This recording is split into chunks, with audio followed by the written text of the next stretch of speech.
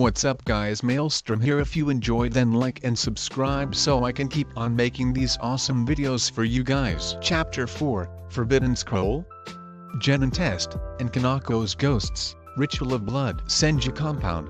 After team meeting, Naruto, Sayuri, and Yakumo were in his room snuggled together. Naruto was in the middle with both girls having their heads on his chest and an arm across his waist. Naruto had an arm around both girls' shoulders. Well girls, looks like tomorrow we become Genin, Naruto stated in a happy tone of voice. What do you mean Naruto-kun? You speak as if it's already over. Do you know something we don't? Yakumo asked in curiosity. Why yes I do. I know what the test is, Naruto replied, gaining shocked looks from the girls. But how? Sayuri asked. Because it's a test passed down all the way from Tobi-Gigi. It's called the Bell Test. He invented it and gave it to Bachan and Hokage with their teammate Homura. Then Hokage gave it to his team, the San and Jiraiya, Orochimaru and Tsunade. Then Jiraiya gave it to his team, Miko-san, Two-san, and their teammate Higurashi Kota. Then Two-san gave it to his team, Uchiha Obito, Koharu Rin, and finally Kanako-sensei. They were all Team 7. Kanako will not break the tradition, so our test is the Bell Test, Naruto deduced. Cool. So what's the test about? Yakumo asked. Simple. She already initiated the first part. She tells us to be there at 6 AM. She'll arrive at 9 AM. She told us to skip breakfast. We'll have to fight her with no energy.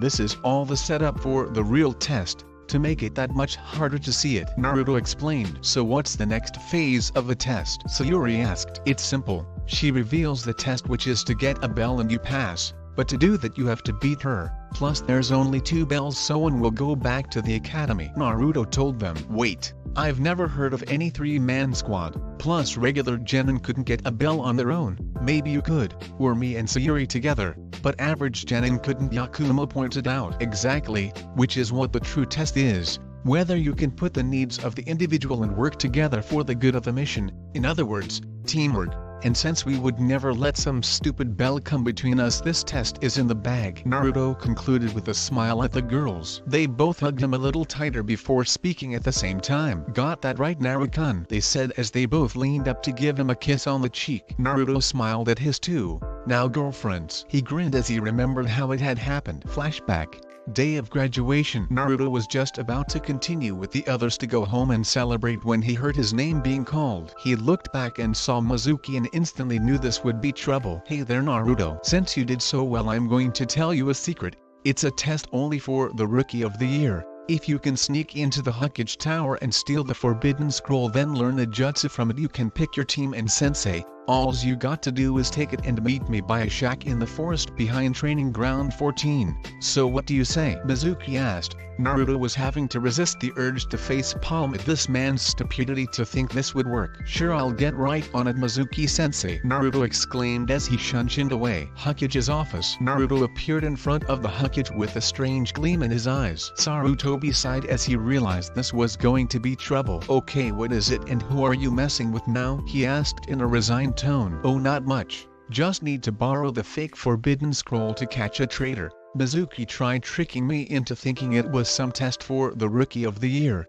Might have worked on Sasuke but not me. Anyways, I'm going to play along until I can get him in Tsukuyomi and interrogate him. Let's make this little game more interesting and have you gather a bunch of shinobi, low jonin and mostly chunin, and tell them to search for Senju Naruto because he stole the Senju clan's Forbidden Scroll of Seals. It should show you which ones are competent when you see if any of them realize that it wasn't stealing, Naruto suggested with a grin. Very well, now take the blasted thing and get moving, Sarutobi ordered. Naruto quickly complied as he left to head to the clearing. He waited there for the idiot to arrive and time slid by until finally 2 hours had passed. Then finally bushes began rustling and he prepared to attack until he saw who it was. Oh fuck, Iruka-sensei, what the hell are you doing here? He asked in exasperation. What am I doing? Trying to find you. Do you have any idea how much trouble you're in? What possessed you to steal the village's Forbidden Scroll? Iruka asked. Naruto knew he didn't have time for this, so he decided to sum it up without giving any info away in case Mizuki arrived during his explanation. I figured I'd learned some stuff from my clan's Forbidden Scroll. Or have you forgotten this is a Senju artifact and therefore as the Senju heir it is mine? Naruto spoke with a slightly irritated voice. This caused Iruka to pause. He, like most people, had forgotten the scroll wasn't the village's but rather the founding clan's scroll.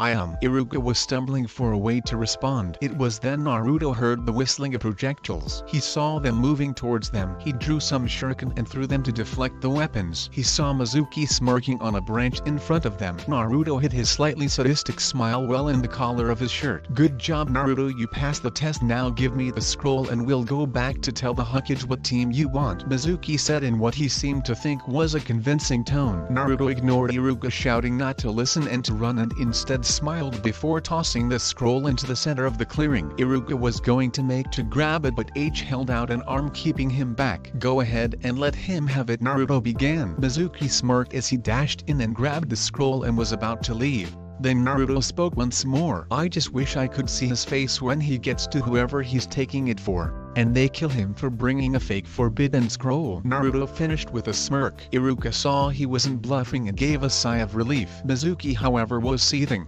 while also afraid of what could have happened if he had just taken off to give this to Orochimaru. Where is the real scroll, brat? Tell me and I'll tell you a secret everyone's kept from you your entire life. Mizuki coaxed. I'll tell you, but it won't help you get it. It's behind the walls of the Senju compound where it belongs safe and sound, as it has been for 7 years since my Bajin found me. The real Raijin no Ken is there as well, he told the two Chunin, getting shock from both. Oh yeah, I know. I find it hilarious that idiot Aoi is out there spouting how he is unbeatable with the Raijin and meanwhile has no idea it's a fake whose power is paltry in comparison to the real one. Naruto chuckled. As for the secret, if it was Kiwabi I've known since I was 6. Now would you like to know why I agreed to come out here just to deliver a fake? If I could have just apprehended you in the village? Naruto asked as he gained a wicked smile. I'll tell you why. Because here I can use techniques I couldn't there, Naruto said as he flashed through a set of hand seals, ending on Tiger Mokuten, Jubaku Iso.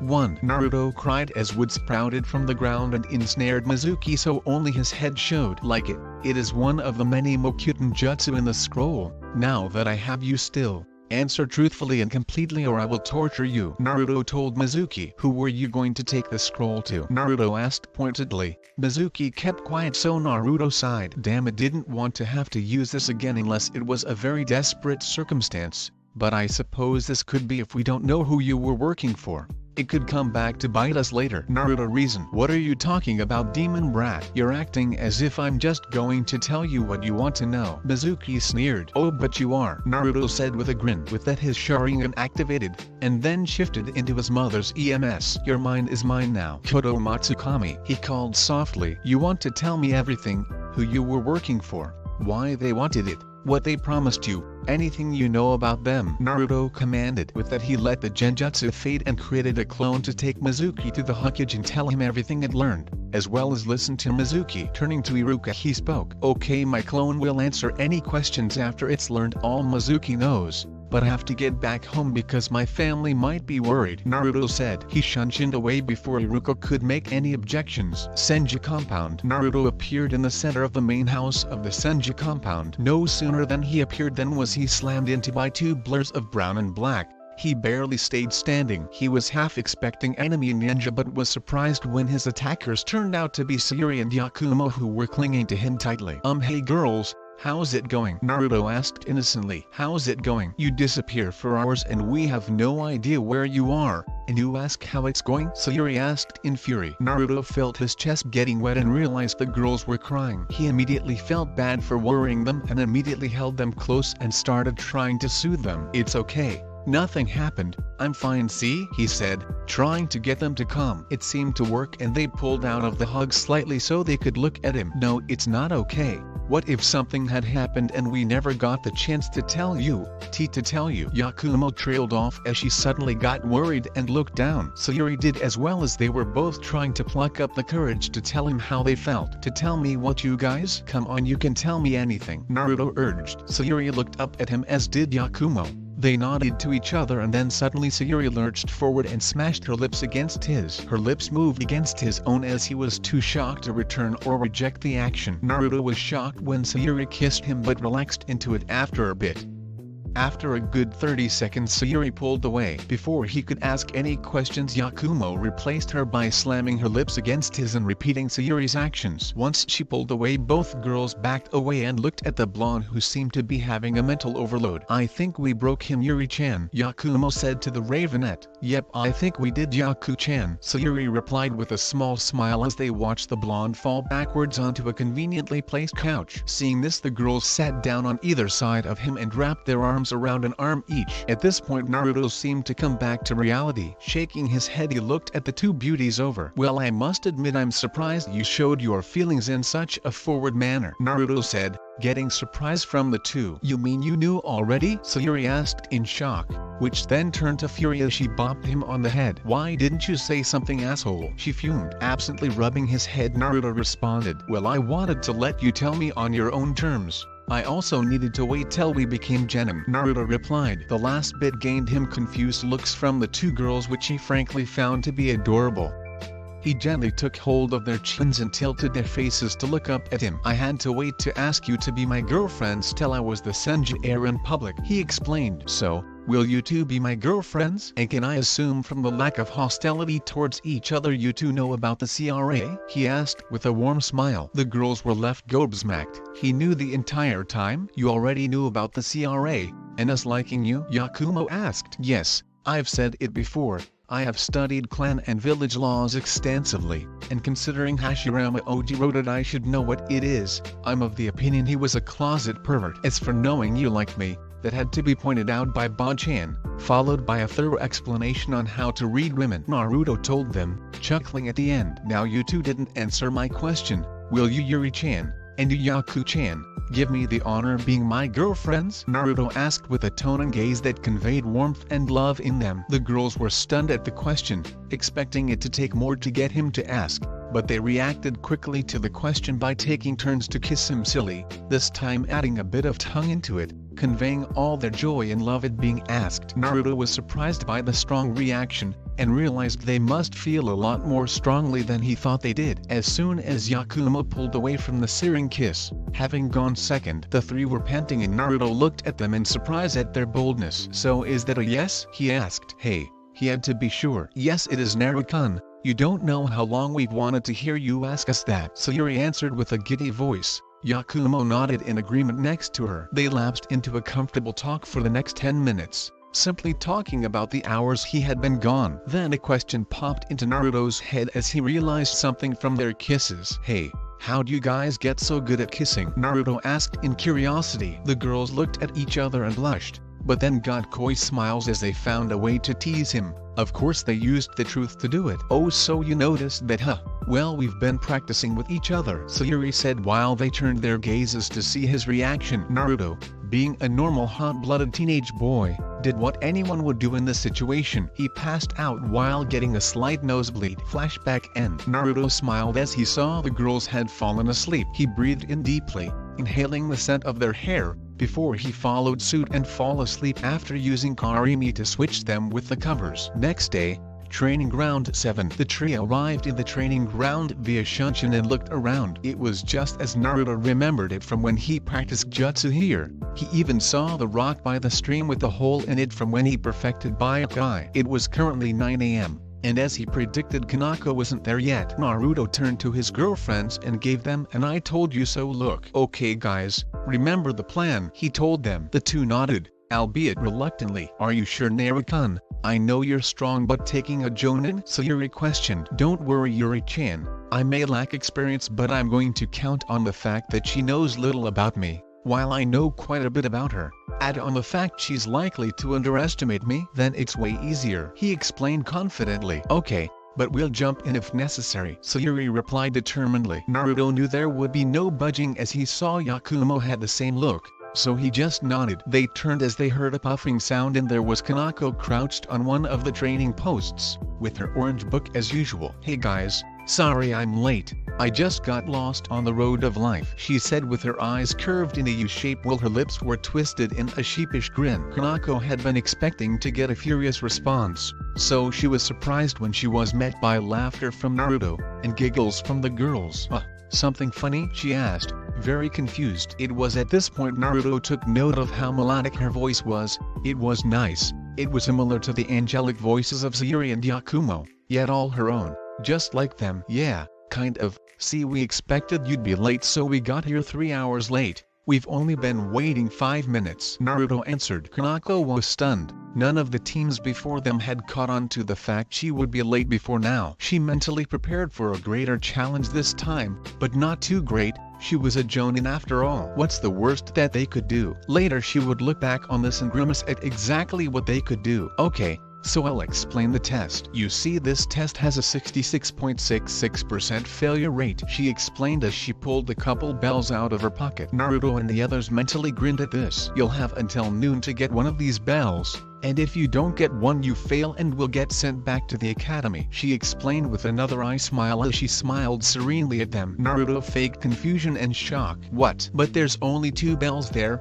that means one of us automatically fails, he exclaimed in an upset tone. Kanako simply nodded as she placed a clock on the center post. Come at me with the intent to kill or you won't get a bell, she told them. Naruto internally told her she would regret those words. Okay, Joe, she told them. Sayuri and Yakumo disappeared, shocking her with their speed. She looked at Naruto, who just stood there grinning at her, and she wondered what he was doing. You know, you're not hiding very well, she commented as she pulled out her book began to read. She was slightly unnerved when all he did was grin wider. She saw a seal glow on his arm and saw the kanji 4-3. She wondered what it was until she heard a hiss and wind seemed to blast outwards from him. Her eyes widened as she'd seen something similar when she saw her sensei get ready to go all out once. There's no way those are what I think they are, she thought. Shinobi Battle Tactics Lesson Number 1, Taijutsu, he said with a nice smile of his own. The next thing she knew, he was in front of her and his fist headed for her face. She unconsciously channeled chakra to her eyes to activate the powers of the dojutsu within. Over the years she developed a method to achieve a pseudo-deactivated state by cutting every bit of chakra that gave the abilities of prediction and slowing down movement so she could live normally as possible, and then eventually she, with the help of Jiraiya-sama, made a seal to do it automatically when activated. She saw the blow coming and ducked underneath, if only just barely. She proceeded to deliver a blow to Naruto's sternum that sent him skidding back. He stopped himself with chakra. She immediately charged at him to try and knock him out early. She was shocked to see him slip into a very familiar taijutsu stance. Most puzzling was he never lost his smile. The interceptor fist won't work very well without the Sharingan, she exclaimed as she raced towards him with the same speeds he had used. Low to mid Chunin. Naruto's smile simply grew. Then guess I have to activate it then, he replied, gaining at first a look of confusion, which quickly turned to shock as he activated his 3-Tamo Sharingan. With that he spun around the kick she had aimed at him and spun, trying to deliver a kick of his own to the back of her skull. His foot connected and her body flew forward into a tree where it puffed into smoke to reveal a log that had just burst into splinters. He wasn't surprised. He knew she substituted. His eyes saw it all. Naruto jumped into the air just as Kanako's hands were about to ensnare him. Seeing her plan fail, she emerged from the ground completely and looked towards the sky where he was. She saw Naruto flashing through hand seals, and she recognized them. Impossible. Genin can't use elemental jutsu. Takes too much chakra, especially of that level, she thought. She was proven wrong a few seconds later. Shinobi Battle Tactics Lesson Number 2, Ninjutsu, he exclaimed as he finished the seals. Raiten, Gion, he shouted as he launched a thunderbolt at her. Kanako barely snapped out of her shock soon enough to perform the Karimi once more. This time she chose to retreat and take stock of the situation better. Kanako had been shocked by the skill level of the blonde Genin. She now understood why he was Rookie of the Year. He was obviously above Genin level, and based on what she had seen he might even be at the level she was at his age. Although she had been at that level before she received her Sharingan eyes, it is completely possible he was too. He just chose to use it at that moment. The bottom line was she would not underestimate him again. So she decided to go test the other two. Now that she thought about it, she hadn't sensed them as she would expect to be able to with most Genin. With that she realized it was very possible that they too were above Genin level. Normally she wouldn't consider this, but Naruto had put her on edge. So she began making her way around to find the other two. Now that she actually concentrated on it, she found them easy enough by using some chakra to enhance her senses. With Yakumo and Sayuri were hiding in a particularly high treetop about 20 meters from the clearing. They watched on as their boyfriend fought their sensei. They could tell that he wasn't going full force, but neither was their sensei, especially their sensei, though they figured at first it was because she didn't want to overwhelm Naruto completely. By the end it was because she was too shaken up to react as she would if she were actually on a mission. The funny thing is most ninja get more surprised by an ally be stronger than expected than when an enemy is. Man, you can tell how shocked Naruto has her. It's pretty funny to see such a powerful kunoichi get shook up by a genin. Sayuri giggled. Yeah, but she isn't taking this seriously. That's why she's surprised. I bet she intended to read her book during the fight. Had she taken it serious from the start, Naruto would be in a bit more trouble. You forget she is an S-ranked kunoichi, Yakumo put in, causing Sayuri's amusement to drop slightly. Speaking of said book, did you recognize it? Sayuri asked in an annoyed tone. Yep. That can only mean one thing, Yakumo replied. Closet perv. They deadpanned at the exact same time. It was then a voice spoke from behind them. I will have you know Uchiha has a fantastic plot to go with the erotic scenes. The voice of their sensei spoke from behind them. Before they could react, they felt the world shift and realized they were being placed into a genjutsu. Before anything else happened, they disappeared in puffs of smoke. Kage Bunshin, Kanako said as she realized what just happened. Before she could go search for the original, she dodged her head to the side, just in time to avoid Naruto's foot sailed past her head. She grabbed onto it and swung him around, throwing him at the side of another tree. Naruto flipped around and planted his feet on the trunk and pushed off, rocketing back towards her. She ducked under his punch, but didn't see the true intent because as soon as he sailed over her head, he twisted and grabbed the back of her flak jacket and tossed her as hard as he could in the direction he had been going. Kanako found herself flying towards the ground in a small clearing. She quickly positioned herself so she landed, skidding across the ground, like a cat. She looked up and saw 4 Narutos on a tree branch on the other side of the clearing. We never got to finish lesson 2, the original said with a grin. Oh, this cannot be good, Kanako really thought, and proven correct as all 4 Narutos went through a different set of hand seals. She recognized all of them. Once again she found herself shocked, having promised herself she wouldn't be surprised or caught off guard by anything he did, but she couldn't help it here. Oh come on, he can use 4 elements, she thought. Inside she was crying tears. Suiten, Ms. Rappa. 2. The original cried as he spat out a large water wave that shot towards Kanako. Raiten, Kingekaya. 3. The first clone yelled as he used both hands to expel a wave of electricity into the water, making it electrified. If that wasn't enough, the last 2 Narutos announced their techniques. Doten, Doryu Taiga. 4. The second clone exclaimed, causing a river of mud to be created and flow towards the Jonin bombshell. Katen, Hibashiri. 5. The final clone exclaimed as it fired a stream of flames from its mouth that collided with the river of mud, igniting it and turning it molten. Kanako, now seeing the rivers of electrified water and magma like mud off to the side, she appeared in a tree just in time to see the 2 jutsu hit in a massive explosion of elements. She then looked at the sky to see it was near noon, and decided that it was time to make her way back to the main clearing. As soon as Kanako landed in the clearing, she sensed someone behind her. Before she could turn, she heard Naruto's voice again. Shinobi Battle Tactics Lesson Number 3, Genjutsu, he said softly. She turned just in time to see him complete the final seal. With her Sharingan active, she thought she was safe, until he spoke again. The Sharingan want help. I designed this with the Sharingan in mind, he said in the same subdued voice. Majin, you're no Hokage.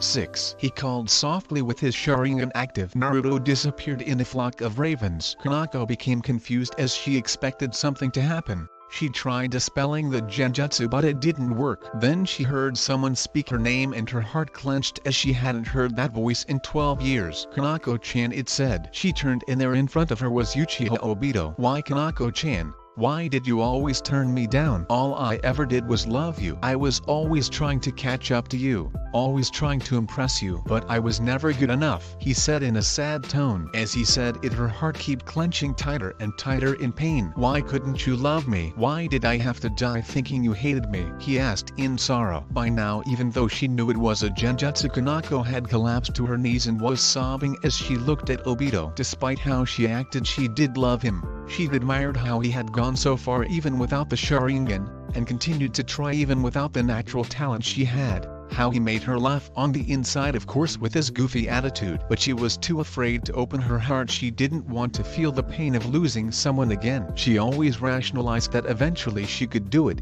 that someday they could be together. That was how she coped. That all shattered when he took the blade for her. Having seen the enemy she couldn't after she'd been blinded. From what she had been told, he fought off several higher-ranked shinobi as he protected her in her agonized and disoriented state after the flash bomb went off. She'd never got to tell him how much he meant to her. She never got to tell him how much she'd miss his goofy smile, and that hurt her. It broke her. For months after his death she'd been like a machine, until her best friend helped her out of the darkness, and become her world. Almost as if summoned by her thoughts, the person she'd thought of appeared in front of her beside Obito. "Rin, how could you, Kanako? How could you kill me? I helped you get over Obito. I was the one to hold you while you cried. I stayed with you at night because you couldn't sleep alone without the nightmares coming," Rin said in an accusing voice. "And when you needed me to be something more, I did. I love you, and you killed me. Of course that's just the first time you did it with your own hands, isn't it? Your father, Obito, Minato-sensei, everyone you ever cared about died," Rin said in the same accusing voice. By now Kanako couldn't even look at them, and her breath came in gasps. It felt like someone had stabbed a white-hot kunai into her heart as well as her stomach. It was true. She'd loved her too, Sen, and he killed himself. Obito sacrificed himself for her. Rin was killed because of a stupid mistake she'd made that allowed the person it was meant for to do a Karimi with Rin. Minato-sensei had died sacrificing his life to seal the Kiwabi into Naruto. Finally she collapsed from the mental exhaustion of her anguish and blacked out. Back in the real world, Naruto stared guiltily at his sensei as she collapsed with tears streaming down her face. Sayuri and Yakumo appeared by his sides and looked on sadly at the prone form of Kanako. "Don't you think that was going a bit too far, Naruto-kun?" Sayuri asked in a worried voice. Yakumo nodded beside her. "I wish I could have used something else to do it, but that was the only genjutsu that would work, and I haven't awakened my Mangekyo, so Tsukuyomi is out, and anything less and she could have broken it. I needed to knock her out so that I could get the bells, as well as check something out that I'm theorizing about," he explained in a remorseful voice. He looked at the clock and saw that they still had over an hour left. He was glad he asked Yakumo had used her genjutsu to make Kanako think more time had passed than actually had. Naruto walked over to Kanako and got down on his knees next to her as he turned her over so she was facing up. He then snatched the bells from her belt and tossed them to his girlfriends. Then he flipped through some hand seals and his hands glowed with green chakra. Placing his hands over her head he waved them up and down and then proceeded to do it with the rest of her body. He let the green chakra fade and nodded in satisfaction. After that he stood up, then began pacing around with his chin in his hand in deep thought. Meanwhile Yakumo and Sayuri were looking at him in confusion. "Naruto-kun, what did you find? And what's this theory you had?" Yakumo asked. He looked over to them and nodded before speaking. "Well, first of it's no longer a theory, it's fact. As for what I found,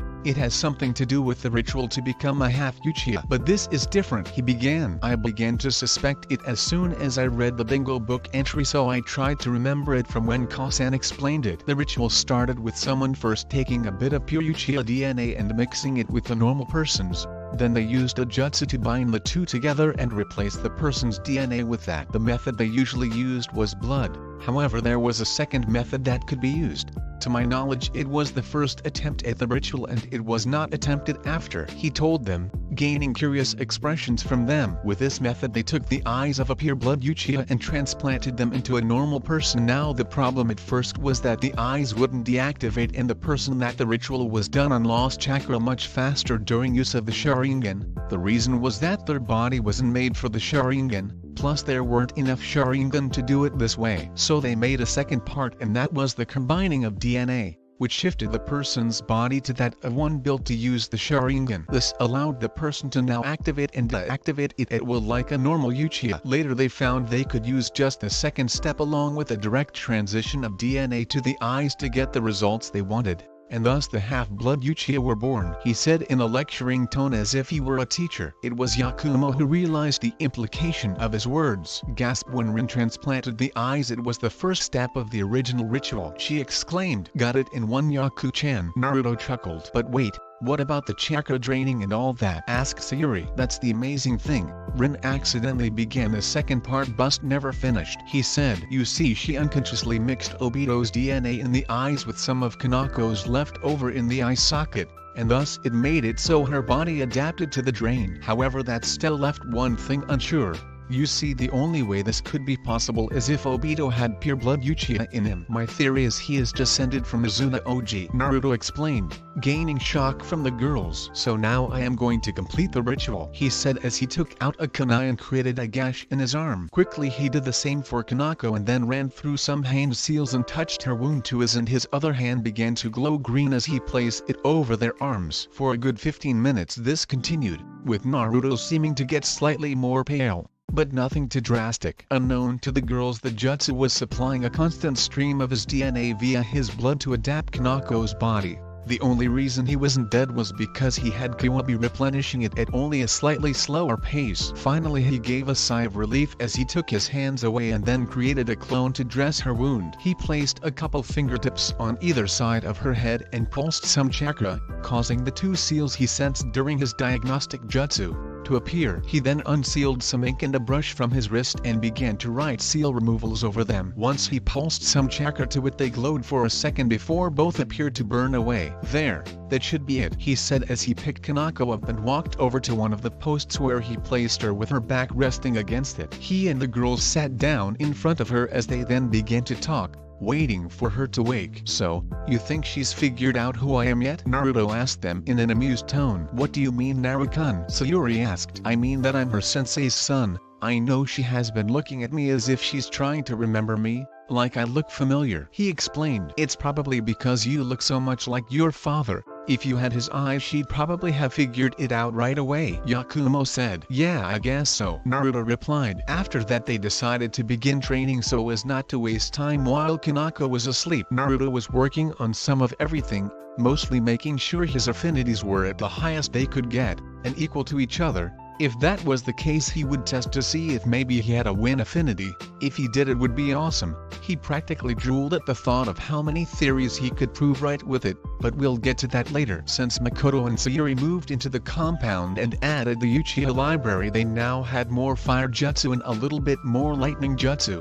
which was his strongest affinity. So he had to find another source for lightning jutsu. Currently his arsenal included several jutsu of various ranks in all his affinities. Although he hadn't delved too far into Mokuten, he had yet to get into any of the big-time jutsu like the ones that could put the beat down on Biyu. Sayuri was working on advanced Katen manipulation that her mother had given her to make her flames as hot as Makoto did, which was so hot, they turned blue. It was how she got the nickname Aoihono no Ujo 7. So far she had them to a whitish-orange color, but any hotter and she lost control. Thank Kami for the cage benshin. With it she'd create 5 benshin and have them do it for her. Practicing the exercise could be very dangerous. Last but not least, Yakumo was working on combining her elemental affinity with her realistic genjutsu. It would be a great combination, unable to tell what lightning bolt was real, or what water would drown you. Also she was toying with the idea Naruto gave her of combining them to try and create the Ranten,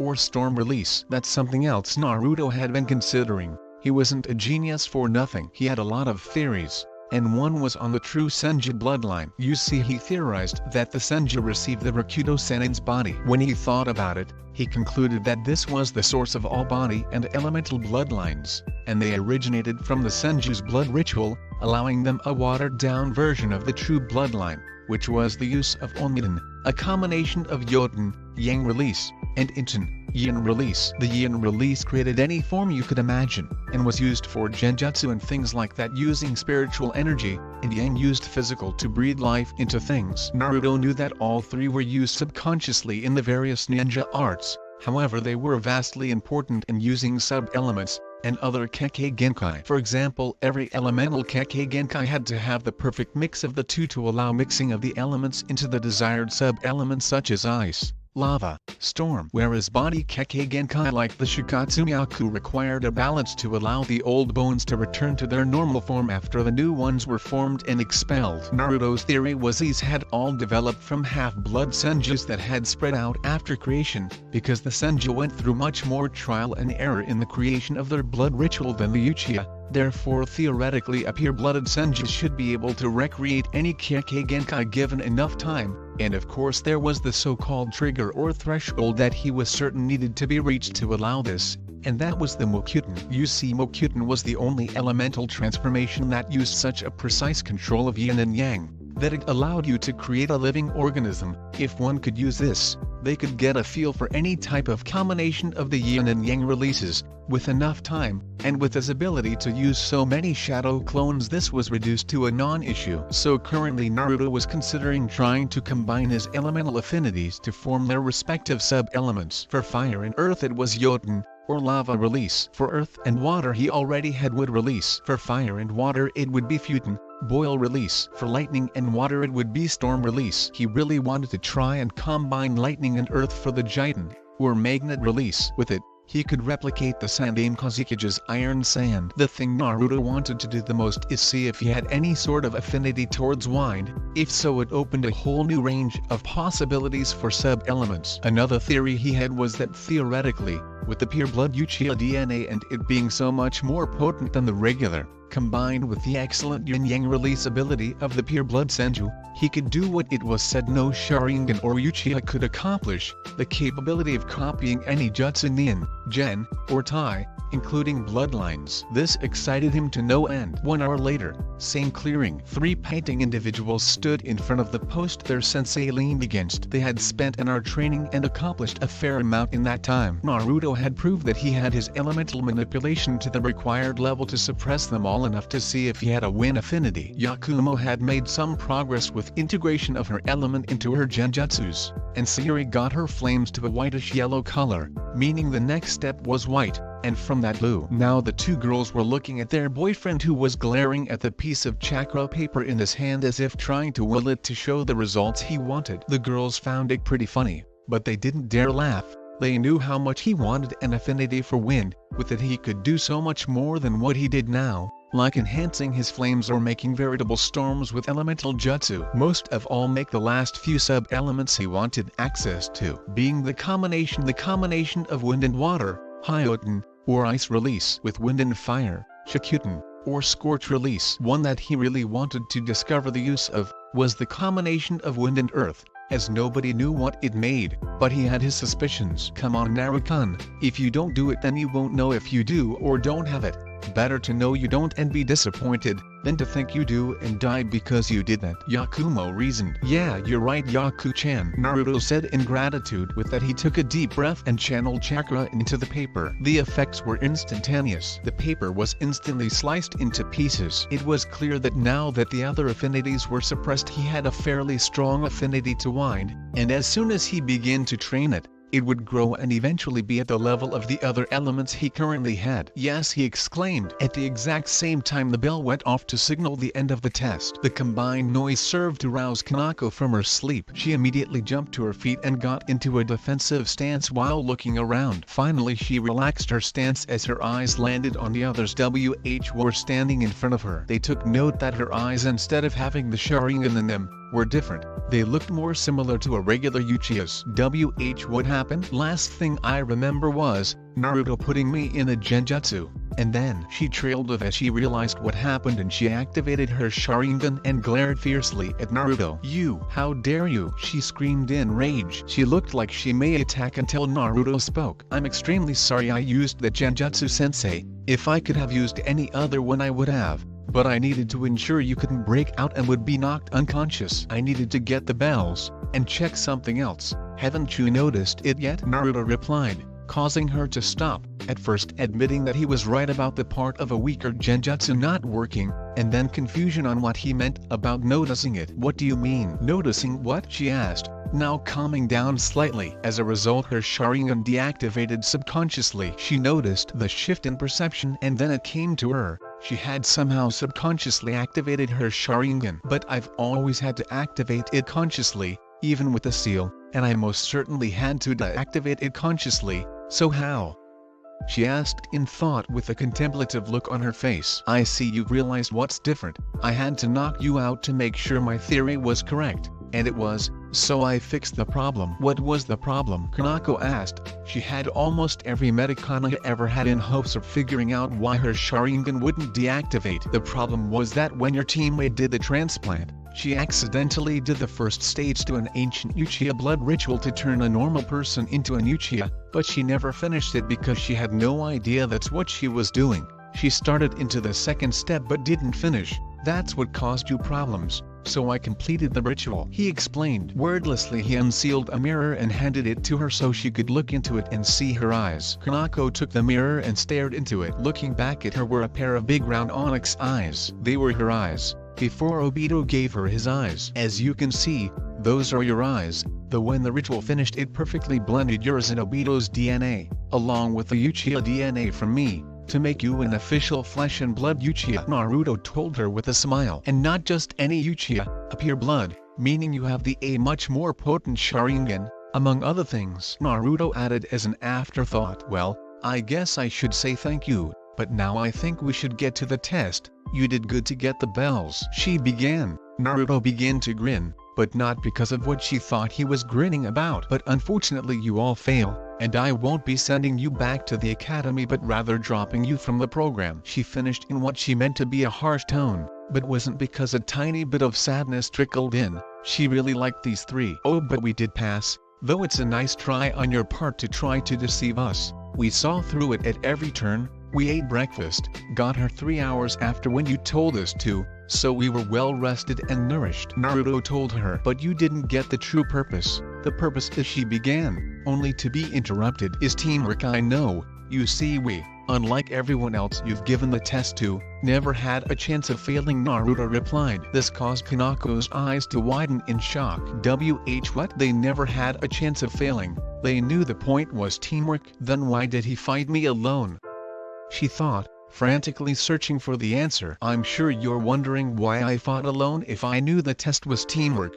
The answer is simple. The girls knew I wanted to, so they agreed to allow me to while secretly helping in subtle ways, like how Yakumo-chan used her genjutsu to make you think more time had passed than actually had. That was another part of the plan. I had to make you so rattled by my abilities you'd be susceptible to her extremely realistic genjutsu. Naruto explained. But you're talking as if you knew exactly what the test was, Kanako said in confusion. That's because I did, Naruto answered. But how? She asked. Simple. This test runs in my family. My Gigi invented it and gave it to my Bachan's team, which included Sandaime Gigi. Then he gave it to his team, the Sanin, which included my cousin Tsunade. Then Jiraiya gave it to his team, which included my Kasan and Tusan. And finally my Tusan gave it to your team, so there was no chance you'd use any other test, Naruto told her. This time not only did Kanako's eyes widen, but her heart stopped for a second. Then she really looked at him and suddenly had flashbacks of her sensei introducing a smiling black-haired beauty as his teammate, Uchiha Hitomi,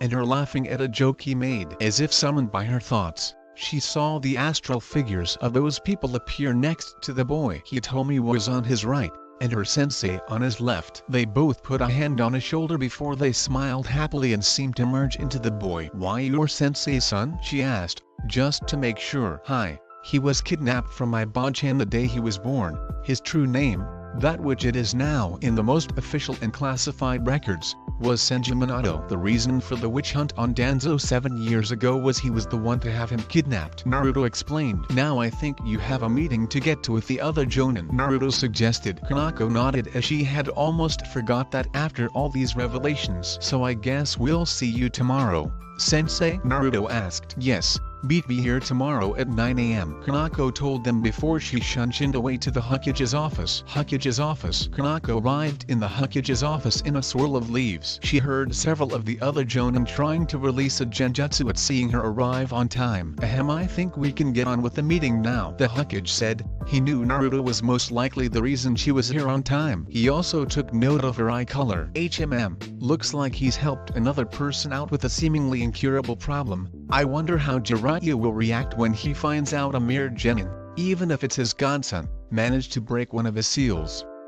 The old Kage thought. Okay, report. He ordered the assembled Jonin. So the Jonin began to call the results with teams 1-6 failing. Some were dropped from the program, others put on reserves. Others still went back to the academy. Team 7, pass, Kanako said in a happy tone. She was happy, yes, but she was a lot of other things as well. Huh? What? Other exclamations of surprise were made as the Jonin were shocked that Kanako had passed a team. Quiet. Now Kanako, could you explain further as to how Team 7 passed your test? I'm sure it's a story we'd all like to hear. Sarutobi ordered. Yes, well, to put it simply, they passed for one simple reason. They never stood a chance of failing. It seems Senju Naruto recognized the initial signs of the test because his grandfather had created it. As soon as I told them that they shouldn't eat and that they should be there at 6 a.m., he realized what it was, although I think he would have expected the test all the same because he told me how he knew the test's history. Kanako explained, getting some of the Jonin to be impressed with the boy's deductive skills. On top of this, Naruto even created a battle plan beforehand. He surprised me with a show of skill at the beginning by revealing he used gravity seals as well as knowing the Uchiha clan taijutsu, the interceptor fist. Although this was impressive, it wasn't until he unveiled his third surprise he got me shaken up. Kanako continued. Now that had all the Jonin curious. Something managed to shake her up. I began to get shook up when I commented the interceptor fist was not nearly as effective without the Sharingan, at which point he replied then I better activate it and proceeded to activate a fully mature Sharingan. She said, getting shocked looks and some exclamations from the surrounding Jonin. Silence. Now continue, Kanako-chan. The Hokage ordered. Yes. Well, after that he showed the ability to use high-rank elemental jutsu. When I retreated to find his teammates and test their skills, he tracked me down and struck after I destroyed 2 cage Bunshin his teammates made as a distraction. After this he managed to maneuver me into a clearing where he made 3 cage Bunshin and showed he had the ability to use 4 elements proficiently. Kanako said, and by now the Jonin weren't bothering to be surprised. Anyways, I was understandably well shaken up at this point. At this time his teammate Kurama Yakumo took advantage of this and used a genjutsu to make me think it was later than it was, so I made my way back to the main clearing where Naruto immediately arrived. Before I knew it he activated a genjutsu specifically designed so not even a Sharingan could break it. Due to the plethora of surprises he was able to successfully capture me in it and use it to knock me out. Kanako explained. That's how they passed. She finished. By now the rest of the Jonin were jealous she got such a student. Okay, now let's continue. Team 8 pass. They showed good teamwork and exceptional tracking skills. Kurenai announced. Team 10 pass. They showed good use of clan techniques, and teamwork is a given because of who the parents were. Asuma reported. Team 11, pass barely. Gemma called in a tired voice, dealing with the Banshee, the Emo, and the Albino, or as he dubbed them with their affectionate nicknames, Broody and the Beast, and Casper, was to paraphrase a certain clan, troublesome. Very good, you're all dismissed. Hiruzen told them. Kanako immediately shunshined away. With Kanako, Memorial Stone. Kanako stared at the names on the stone, 5 in particular. 1 was her father, 2 were her former crush and former lover. The final 2 were her sensei and his apparently wife. She stared for a half-minute before she started to lose it. It may have been a genjutsu, but they were right. Everyone I care about dies. It's all my fault. When Toussaint failed that mission I couldn't understand, I treated him just like everyone else did, and then he killed himself because of it. Obito-kun took a sword from me after fighting off several enemies, and even gave me his eyes. Rin-chan died because I couldn't stop my attack in time. Minato-sensei died because I was too weak to help, she exclaimed in sorrow as tears began to fall from her eyes. I thought I'd find you here. Naruto's voice spoke from behind her. She turned around and saw him there. He was staring at her sadly. He knew this was partially his fault because of the genjutsu. You're wrong, you know. It's not your fault they died, he told her. Kanako was just glad someone was there. She launched herself at him and huddled over, sobbing onto his shoulder as the tears flowed freely. Now, but I killed Rin, and my actions or inactions lead to the others' deaths. She sobbed. No, they didn't. Obito, you're too sad. They chose to die for you so you could live for them, and live life to the fullest. Rin was killed by the enemy. My mother and father chose to die to save me and you and all the other people in the village, he said softly, stroking her back to comfort her. I say you should live as much as you can to honor them, instead of constantly coming here to mourn them. You should spend your time cherishing the new friends and precious people you have, spending your time with them, instead of staring at names on a rock. He told her Kanako by now was simply sniffling. A few minutes later she had calmed down with only a few sniffles. Finally she stood up and let go of him. Her eyes were puffy and there were tear stains on her face, but she was smiling slightly. "Thanks Naruto-kun, I'll see you and your teammates bright and early at 9 AM on the dot," she said before she turned and walked away. Naruto smiled after her before he shunshined back to the compound. Chapter 5, First C Rank, Departure for Wave, and Demon of the Mist. 4 months later, Training Ground 7, Futen, Renkuden. 1. A voice shouted as a large bullet of air sailed over the river and smashed into a tree, blasting through it and 10 more behind it. In front of the river stood a person wearing a pitch-black high-collared sleeveless cloak with blood-red flames around the bottom edge. On the back between the shoulder blades and about a foot wide was a silver Senju clan crest, and in red surrounding it was the kanji for all 5 elements in red circles with the kanji in silver, arranged in a perfect formation like when they were placed in the elemental circle, with the Senju crest being the center. Going down the back underneath these was the kanji for Senju. Naruto panted as he looked at the destruction caused by the high-ranking wind jutsu. Normally you wouldn't get that kind of damage from the B-rank technique unless you pumped a whole bunch more chakra into it than necessary. It showed that he had gotten his wind affinity up to the standard of his other 4. In other words, nearly unparalleled. With that he was finally ready to try the next step, trying sub-elements. It had been 4 months since the beginning of his ninja career, and he had been training in several things. This was just the most important personally to him. His sensei Anba-chan, along with Makoto-chan, forced him to focus on other things as well. So for the past few months Team 7 had fell into a routine. They would first meet, then go get a D-rank mission. Then after it was done they would train for the rest of the day till it was almost dark out. In the time Naruto had been working on several jutsu for each element, as well as several of his grandfather's personal techniques. He'd also upped his finjutsu to the point he was almost into the upper expert level. His speed improved further, so now without any resistance gravity seals he was at high chunin to low jonin level speed without using chakra in his limbs. If he did he could go at mid-jonin. As far as other skills he'd messed around with yin and yang releases, and was delighted to find proof that instinctual manipulation of it was indeed the Senju bloodline. He had proven this after he told Kanako his theory and she introduced him to an Anbu named Tenzo who could use Mokyuten because he was one of Orochimaru's experiments. He had performed a couple Mokyuten techniques Naruto didn't know while Naruto used the Sharingan to copy them. His theory was proven correct when he could copy them flawlessly. He'd also gone more in depth with Kenjutsu and found a style that worked for him, and with him using the Kage Bunshin no Jutsu the muscle memory transferred to him. He had mastered most of the basic kata, and at least began the advanced form. All in all he was probably low to mid-chunin in Kenjutsu. Yakumo had managed to integrate her fire affinity into her genjutsu by making demons in the illusions, that would then mold fire chakra and create actual fireballs to fire at the opponent, among other things. She's also taken to Kenjutsu, as she saw it as a useful skill to have. She preferred a standard katana with a 2.5-foot blade, except hers was made of chakra metal. Sayuri had managed to get her flames to being yellow-white, one step closer to her goal. She'd also taken up Kenjutsu like Yakumo, only she used a charkudo as long as a regular 2.5-foot katana. Hers was also made of chakra metal. In combination with her flawless Karimi ability she was quite deadly even for a chunin. Very good Naruto,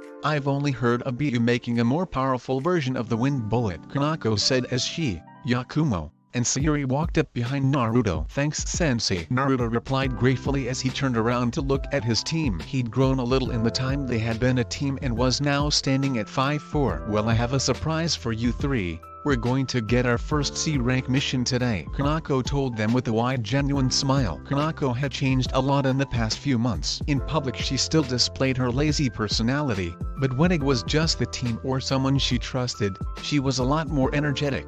She could honestly say that the past few months were the best she'd had in a long time. Sayuri and Yakumo smiled brightly at this as they went and hugged Naruto tightly, giving him a kiss on either cheek as he grinned. For a moment Kanako felt a twinge of something she couldn't identify in her stomach as she saw her 2 female students hug Naruto and then kiss him on the cheek. She didn't know what this was until a stray thought drifted into her head. I wish I could do that, she thought. Her eyes widened as she realized what the twinge was. No way. Am I jealous?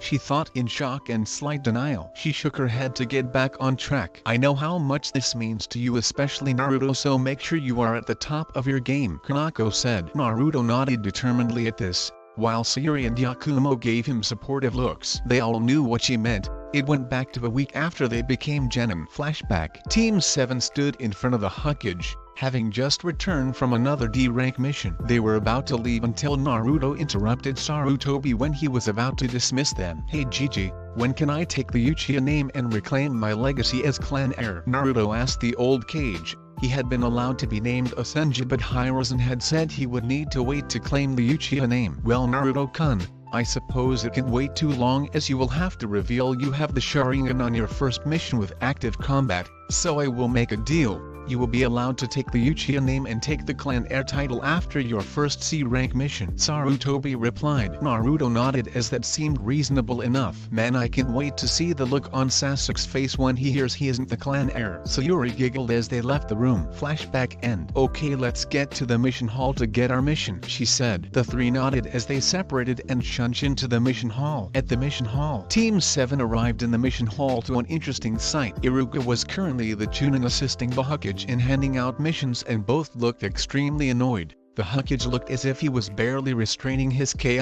It was only noticeable if someone knew him well, and they all did. Kanako because of guarding him for years. Naruto because he was like a surrogate grandfather to the boy, and the same could be said for the girls after they became friends and later girlfriends with Naruto. The reason he and Iruka were so annoyed: simple. Team 11 was there. Genma looked tired, and possessed none of his usual laid-back cheerful attitude, instead seeming to be stressed. Of course that wasn't a shock with who his team was. Sai was just standing there smiling creepily. Sakura was screeching support to Sasuke. As for said king of Emos, I am an Uchiha elite, damn it, and I demand you give me a harder mission than these chores. I need to get stronger, and to do that I need to face stronger opponents. To do that I need to find strong opponents outside the village, he ranted to the Hokage. Sarutobi looked like he was about to snap, but thankfully Naruto intervened as he was annoyed with the commotion and hindrance to finally getting his first C-rank mission. Unintense for Team 11's genin. Ki settled on the room, more specifically Team 11. They all started sweating and gulped. Sakura looked like she may pass out. They slowly turned to the source and found an annoyed-looking Naruto looking at them. First of all,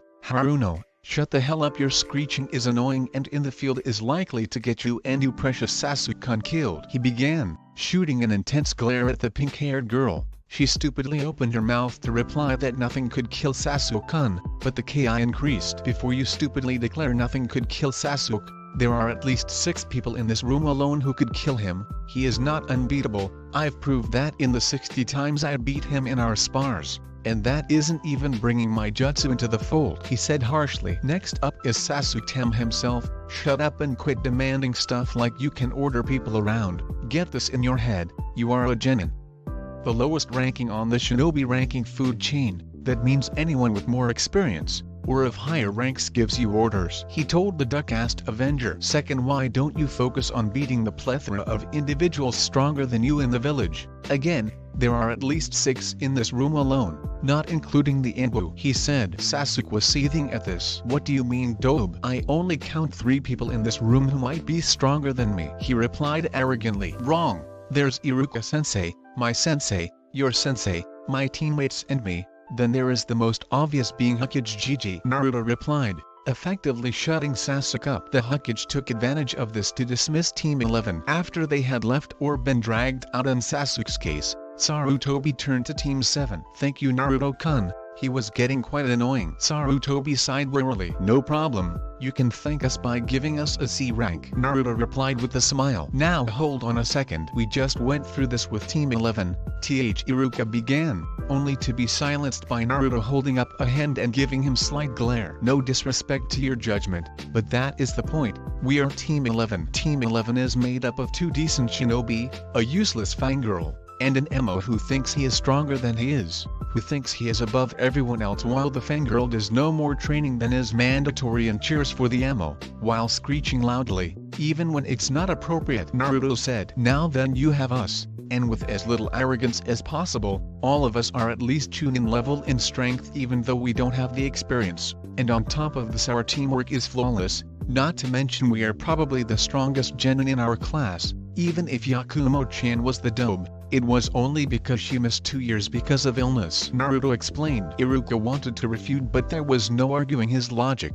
But still, these were his students. He'd watched them go from being energetic, happy-go-lucky young kids to the serious, and still slightly energetic and happy, shinobi before him.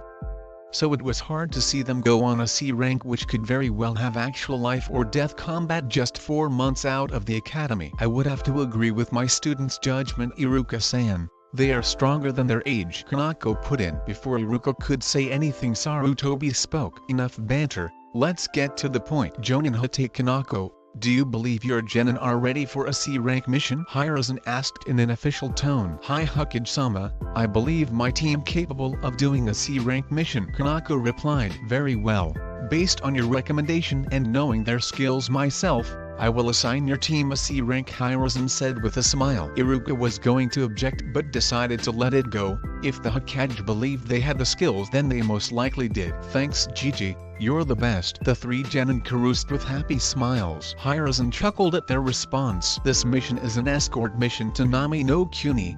Your client is a bridge builder named Tarzuna. I'll have him brought in immediately," Sarutobi told them. He signaled an ambu to get Tarzuna and they waited. 5 minutes later the door slid open and a stench of alcohol filled the room as a grungy-looking old man wearing glasses and a straw hat walked into the room. In his hand was a bottle of sake. He took a sip from the bottle before looking at the ninja. "This is it. I paid for ninja, not a blonde super brat. 2 bimbo super brats, and their super sexy babysitter," Tarzuna said rudely. Before anyone could reply there was a flash of light blue and a sound of electricity. The next thing Tarzuna knew, the bottom half of Tarzuna's sake bottle fell, showing it had been sliced cleanly in half. It shattered on the ground as the liquid spilled all over near his feet. Then there was Naruto, who had the hilt of a katana in his hand. The hilt was straight and the tsuba wasn't like most. It was modified like some for a double-edged katana with 2 flat horn-like protrusions that got flatter and more pointed as they extended, with a teardrop-like hibaki too,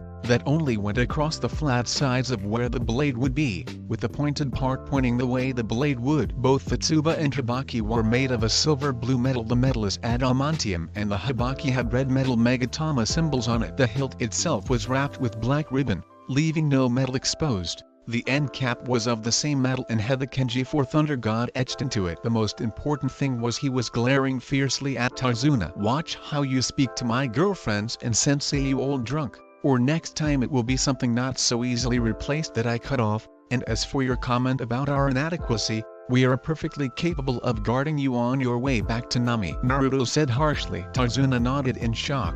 He hadn't even seen the kid move. "Okay, now that's taken care of, Tarzuna-san, meet my team and at the gate in an hour," Kanako said to the civilian.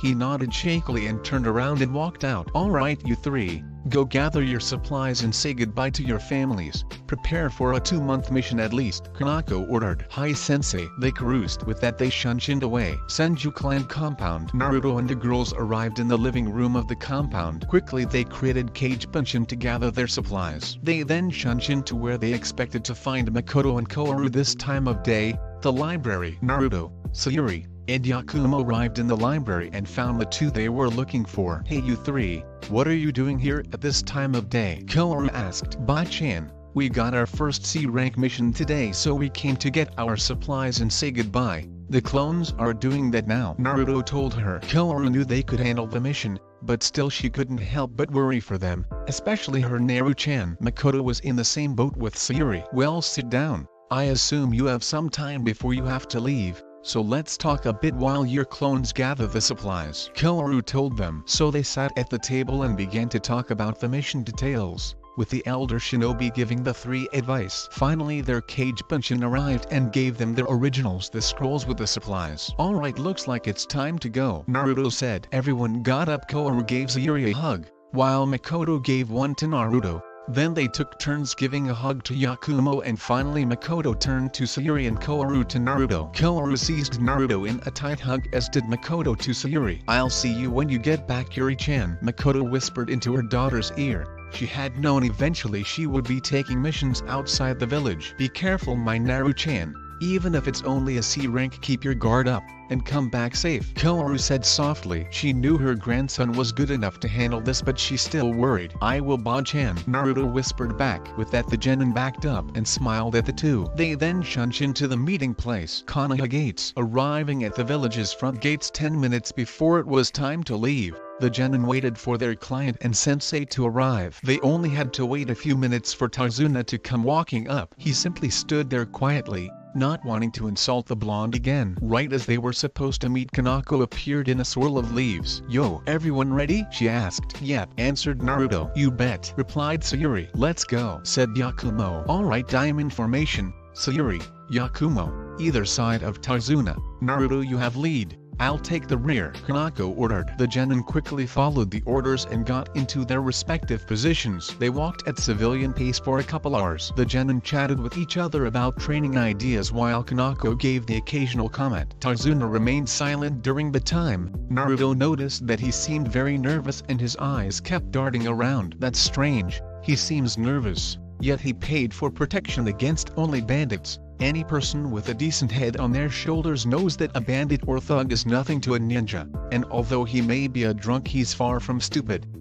So why? There's more to this mission than meets the eye. I should try to get some information," Naruto thought with narrowed eyes. Putting on a politely curious smile, Naruto turned back to Tarzuna and spoke. "Say, Tarzuna-san, what is Nami like and why are you building the bridge to the mainland?" Naruto asked. "Nami is a naturally protected nation, and it was very beautiful until recently. You see, we have fallen on hard times recently, problems with shipping. So I am building a bridge to connect us to the mainland so we can bring more commerce and tourists to our nation." "It took all I and quite a few others had to pay for this mission," Tarzuna said, thinking he was being clever and hiding the truth well. Unknown to him, the ninja had noticed he was deceiving them. They were working their minds to try and solve the puzzle. The last comment caused them all to think one thing. "Oh, he did not," they thought simultaneously. That's Naruto noticed something in the road in the distance. He looked closely and saw a puddle. "Oh, you have got to be kidding me, I thought Mizuki was bad with genjutsu,"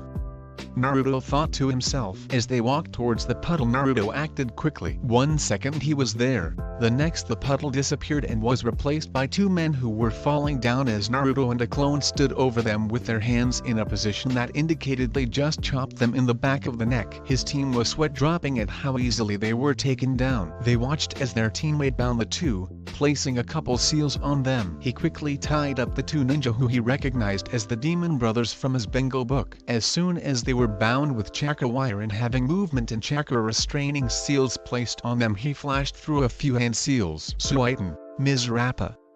3. Naruto called as he spat out a stream of water at the ninja. They woke up sputtering from the water. What the hell?" Gozu cried as he awoke to find he couldn't move. When he saw he and his brother were tied up with 4 Konohanin and a civilian standing in front of them, he gulped. "Mizu, I think we're in trouble," he whispered to his brother, who nodded. "How'd you figure it out?" Gozu asked Naruto. "You're kidding, right? That was the most pathetic genjutsu I've ever seen," Naruto said in an incredulous tone. Then he leveled a glare at the two. "I recognize you, the demon brothers, Nukenin of Kiri. The reason I recognize you is because of your associate from your bingo book entry. So tell me, why are you targeting Tarzuna? Who hired you, and is Momoki Zabuza involved in this?" Naruto asked bluntly. The brothers were about to refuse when Naruto gave added incentive. "Just so you know, my lovely brown-haired teammate is a Kurama. She can place you in a genjutsu so real that any damage there is done on your physical body," Naruto said darkly. "Okay, we'll talk," Mizu shouted. "Good," Naruto replied. "We were hired by the billionaire Gato to kill the bridge builder so he can have undisputed control over Nami,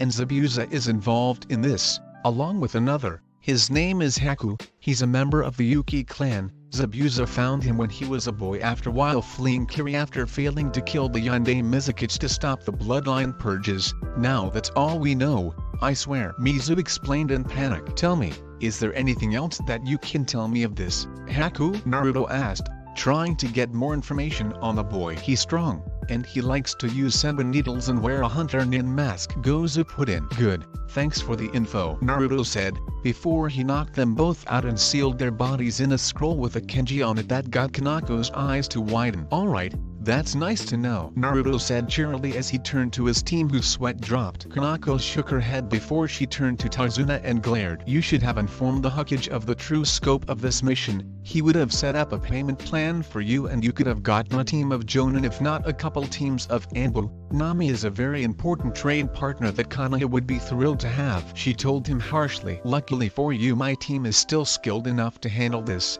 I think it's a good opportunity to test your Kenjutsu skills. Naruto? Kanako asked, with a slight amount of humor in her voice as she smiled at Naruto. That's true sensei, but I think we have a bigger opportunity than that here, Naruto replied cryptically as he had been scheming furiously for the past few minutes. Oh, do tell, Kanako urged. Well, it occurred to me that Zabuza supports the rebellion in Kiri right now, Naruto began, getting nods from his teammates. Well, I figure he has connections with them, so I thought maybe we could contact them, offer them my unique skills in helping to take down the Yondaime Mizukage. We'll have Gigi send backup of course, but this could be a golden opportunity not only for me to get a glimpse of some of the elemental bloodlines I want to learn, but also to gain a powerful ally for Konoha by helping the rebels reclaim Kiri. We'd be almost guaranteed a full treaty, Naruto explained. At first Kanako was going to reject the idea completely, but then she actually thought about it and realized his words made sense. And after all, we'd only need Hokage-sama to send 3 specific individuals to make an impact, and it could be a good experience builder for them. After all, nothing promotes rapid improvement like war conditions. Kanako thought, okay, I will send a summon with a note with the idea to Hokage-sama and see what he wants to do.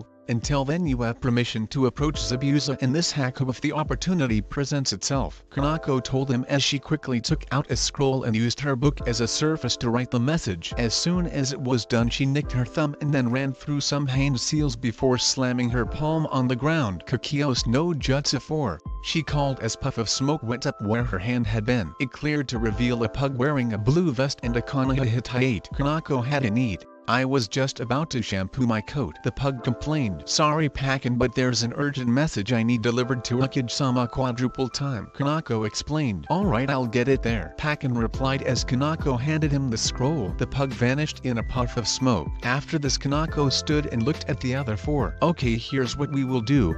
We should reach the coast before nightfall, so we will camp out there for the night. This gives Pakin plenty of time to get the scroll to Hokage-sama and bring back a reply, Kanako commanded. Receiving nods from all, they moved out in their original formation. Hokage's office. Sarutobi Hiruzen battling the monstrosity known as paperwork. He was interrupted, thank Kami, by a puff of smoke appearing in front of him. It cleared to reveal Kanako's summon Pakin. He saw a scroll in his mouth and took it immediately and began to read. Damn, I don't know whether I should be happy with Naruto or curse him, Sarutobi thought out loud as he read Naruto's plan. But it is a good idea, and with the individuals Kanako suggests it would be a very straightforward mission, Sarutobi reasoned. Finally he nodded as he wrote his reply and gave it to Pakin. Give that to Kanako, Pakin, Sarutobi told the pup. As soon as Pakin vanished in a puff of smoke, Sarutobi pressed the button for the intercom to speak to his secretary. Aki, get me with Tarzuna and Team 7. They had just finished setting up camp when Pakin arrived in another puff of smoke next to Kanako. She leaned down and grabbed the scroll from the pup and patted his head. The dog nodded before disappearing once more. Quickly scanning the message, Kanako smiled. Well, it seems your plan is approved, Naruto, she told the blonde. Naruto smiled at this. Not only could he help out people like the bloodline clans and the war sooner than they would have been able, but he could also get a look at the Kekkei Genkai to get started on learning those elements. Once he copied a single jutsu from the element,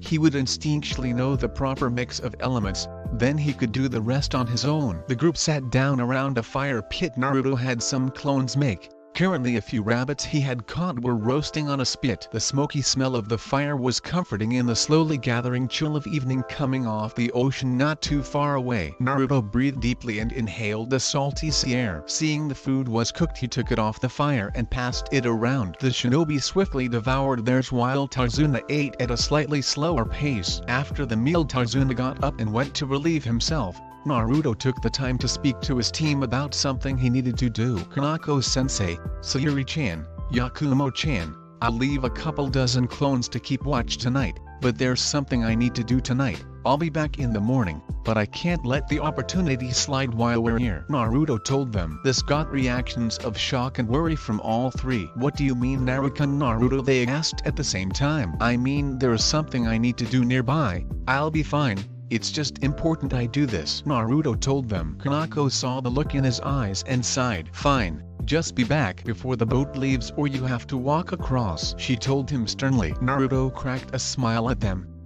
Quickly he got up and went over to Sayuri and Yakumo. They got up as well and grasped him in a tight hug. "Be careful, Naruto-kun. We still haven't had our first official date yet," Yakumo whispered. "Yeah, me either," Sayuri put in. He turned his head to Yakumo first and captured her lips in a searing kiss, and then did the same to Sayuri. He got a sneaky thought and slipped his hands down to the girls' shapely rears and gave them a quick squeeze, causing the girls to yap and their faces to light up red. He chuckled before whispering back, "Don't worry, my Himes, I'll be fine," he whispered. He then went over and gave Kanako a light hug. Unnoticed, before separating with her, Naruto had a slight blush from feeling her bountiful breasts pressed against his chest. "Make sure you come back, Naruto," Kanako said after they separated. Internally she was thinking something very different. "Why do I wish he gave me the same goodbye as the girls? I couldn't be beginning to like him in that way, could I?"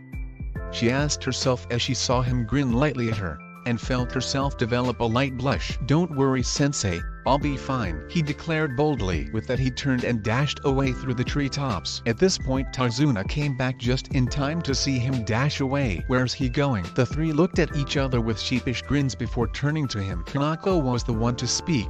We forgot to ask," she said sheepishly. Tarzuna deadpanned at the three, sweat-dropping kunoichi. Next morning Kanako, Sayuri, Yakumo, and Tarzuna were about to step into the boat to leave for Nami, when Naruto suddenly appeared in front of them via Shunshin. Team 7 sighed in relief when they saw him, as did Tarzuna. He figured the kid must be at least the second strongest on the team by the way the others treated him. "Naruto, I'm glad you're okay. Did you find what you were looking for?" Kanako asked as she pulled out her book and began reading. "Yep.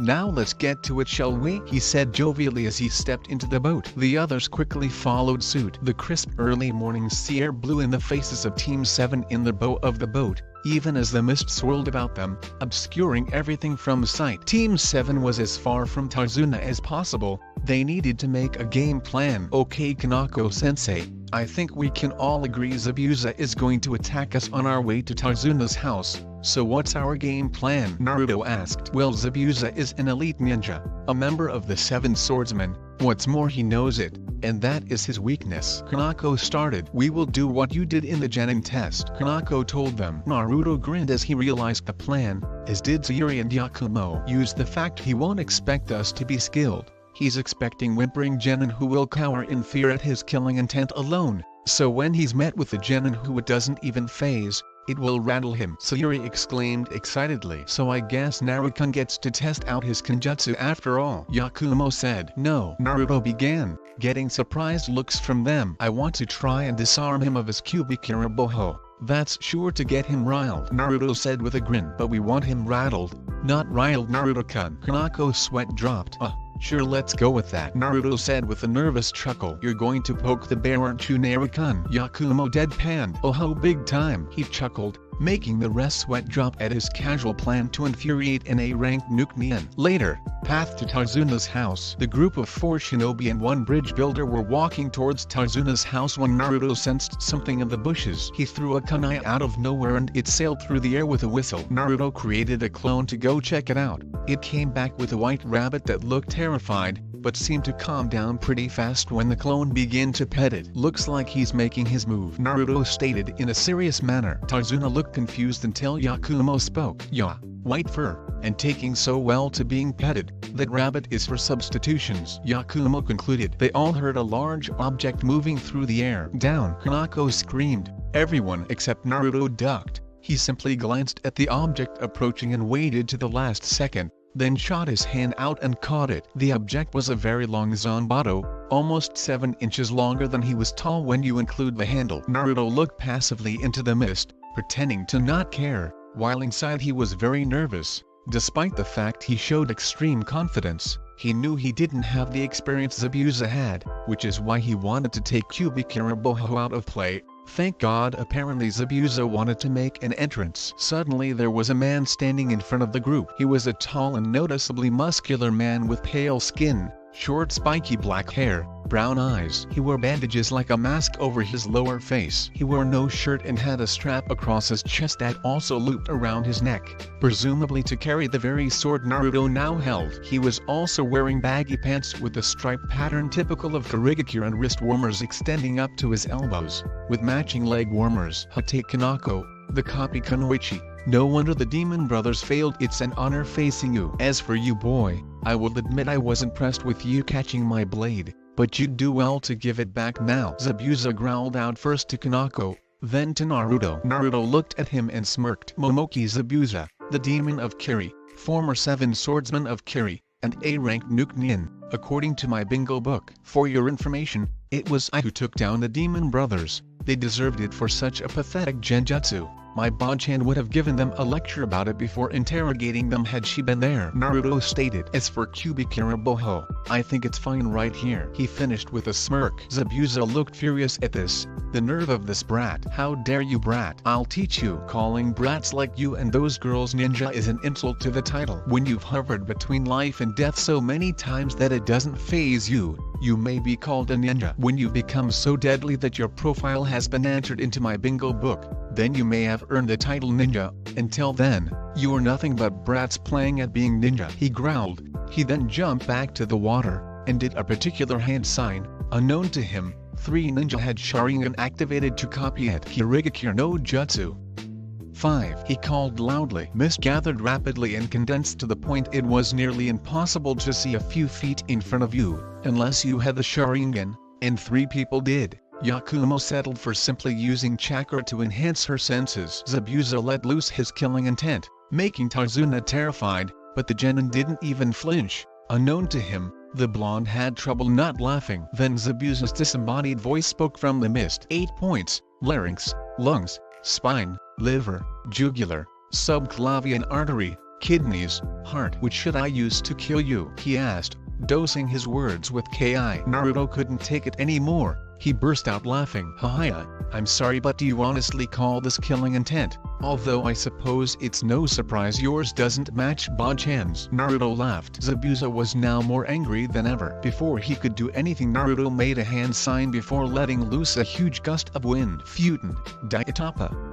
6. Naruto called as the gust of wind dissipated the mist. Zabuza grit his teeth in frustration. Just what he needed, a wind user. I suppose I should release my restraints, Naruto declared as seals glowed on his visible forearms and the hiss of air decompressing was heard as the Kenji for 4 disappeared. Naruto rolled his shoulders and then hefted the massive sword in his hands easily, and dropped into a stance with it being held similarly to a baseball bat. Zabuza's eyes widened as he recognized it. No way does that brat know that his thoughts were cut off by Naruto's voice. Raijin no Mai, Dance of the Thunder God, begin, he called. With that he blasted forward and swung the blade at Zabuza, who ducked it easily, only to have a foot come shooting out towards his face. Zabuza quickly jumped upwards and avoided it. Naruto continued the spin from his kick and brought the sword around to try and cut Zabuza in horizontally. Zabuza was severed cleanly, but instead of 2 halves plopping into the water, his entire body burst into water. Mizubanshin no Jutsu.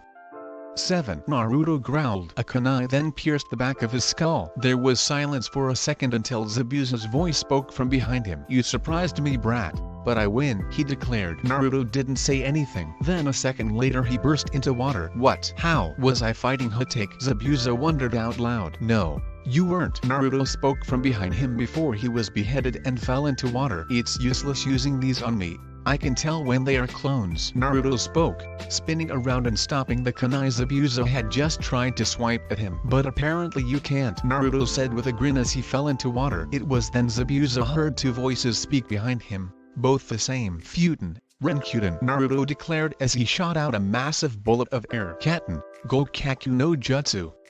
8. A clone shouted as it launched a huge ball of flame, It quickly overtook the air bullet and they combined to create an even more massive ball of flames that could be seen from miles away. Zabuza felt the heat as the ball of fire approached him, and he was partially blinded from the flames taking up his entire vision. He quickly substituted himself out of the path of the fire. It roared across the lake and dissipated. Zabuza quickly moved to strike but was stalled by Naruto's words. "Zabuza-san, I have a proposition for you," Naruto offered as he turned to the eyebrowless man. Zabuza halted in spite of his instinct to strike. Seeing this, Naruto relaxed his stance somewhat. "What if I told you I have been authorized by the Hokage to make a deal with you to offer my personal, as well as Konoha's assistance in taking down the Nidaime Mizukage Yagura, to you and the Kiri rebels?" Naruto asked. Zabuza was surprised by this. "You? What could you do?" Zabuza asked incredulously. "Still, assistance from Konoha. Simple. Yagura is a Jinchuriki, correct?" Naruto questioned. "Yeah,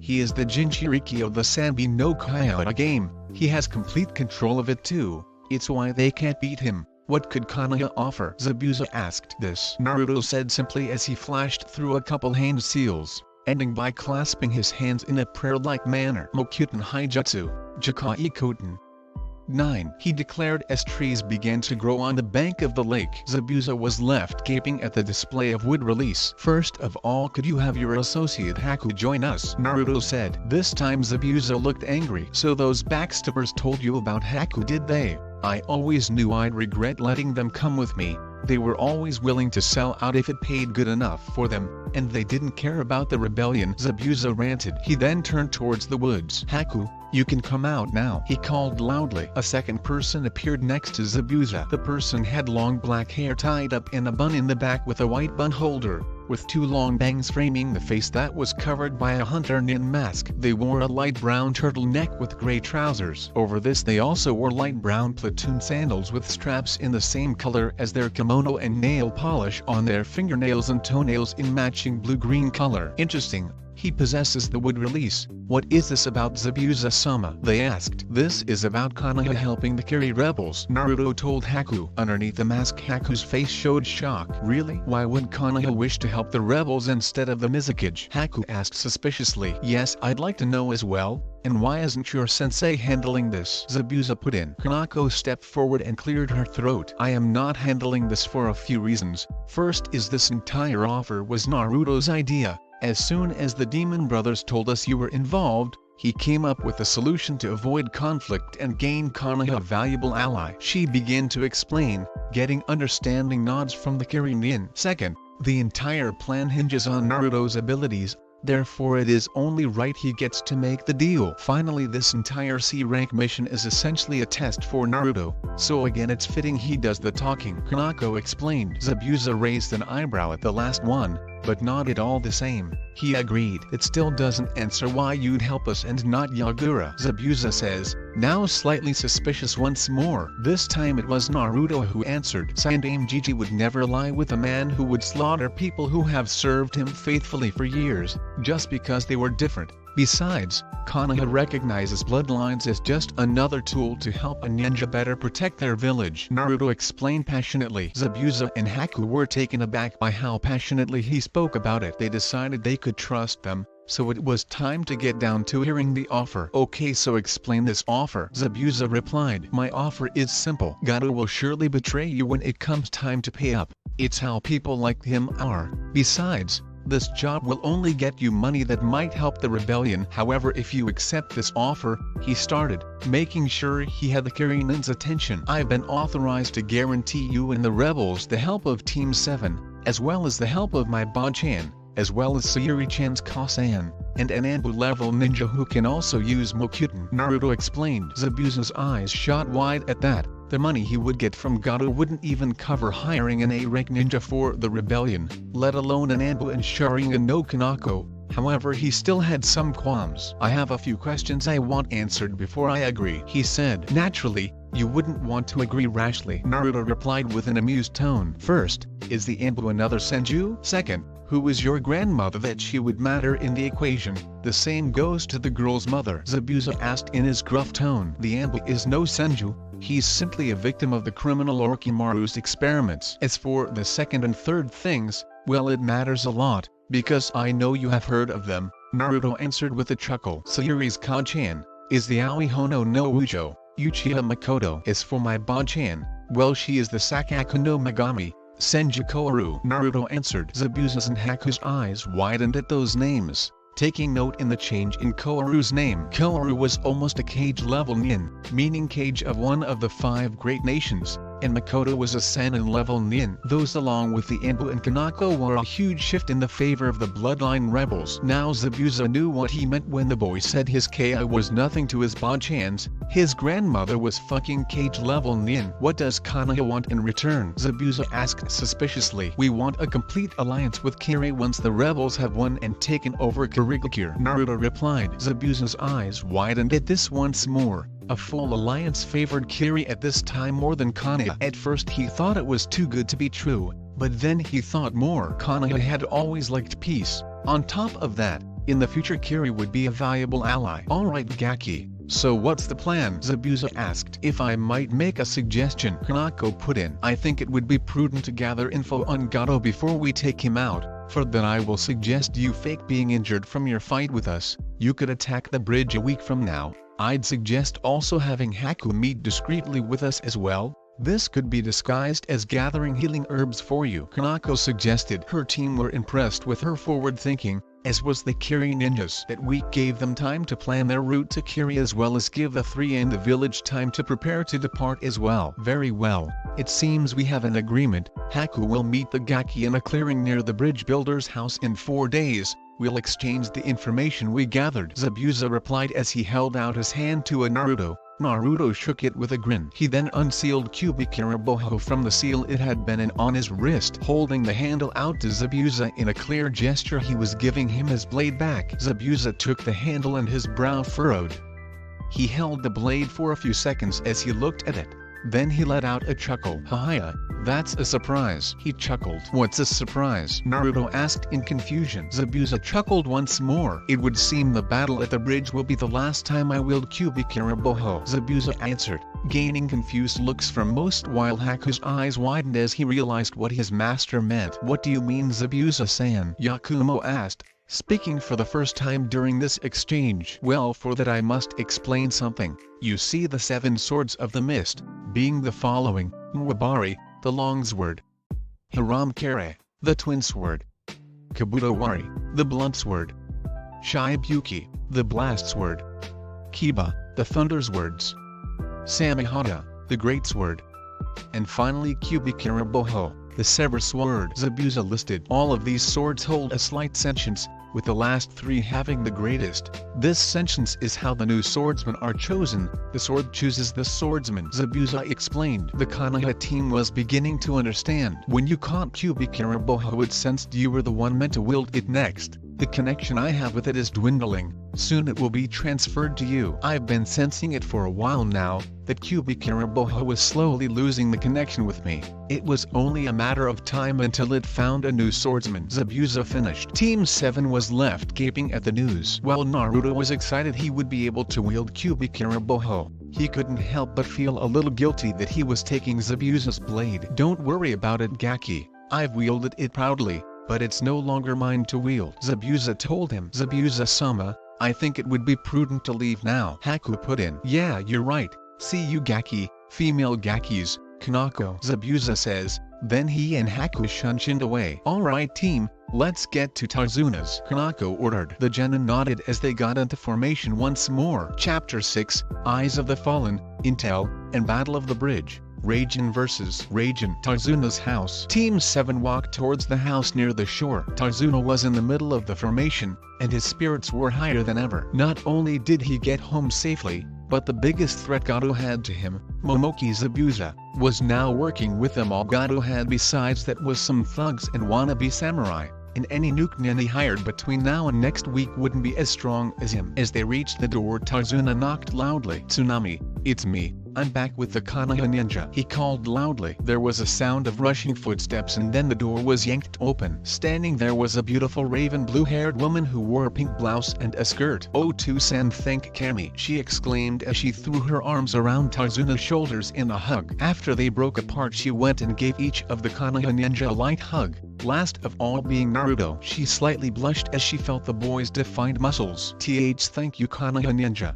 for protecting my father," Tsunami said, bowing her head slightly to them. "Oh, it was no big deal. Besides, I suppose we should be thanking him for requesting this mission. It provided our village a chance to gain a very important alliance with Kiri," Kanako replied. Tsunami looked confused at this as she ushered them in, although it was abated when Tarzuna explained the encounter with Zabuza. To say Tsunami's spirit sword is an understatement. Soon they'd be free of Gato. "Please come in, I'll make you something to eat," she said merrily. The shinobi sat down at the table and waited as Tsunami went about making the meal. "Okay guys, we have a week until the fight on the bridge, and I want you all prepared, because after that you'll be hurled into a war, so we need you at your best. Therefore Naruto and Sayuri, tomorrow I am going to start teaching you my original technique," Kanako told them. "You mean the Chidori, don't you?" Naruto asked, surprising Kanako. "You know about it?" she questioned. Most genin didn't know anything about their superiors. "Hi, when I met my mother in my menscape,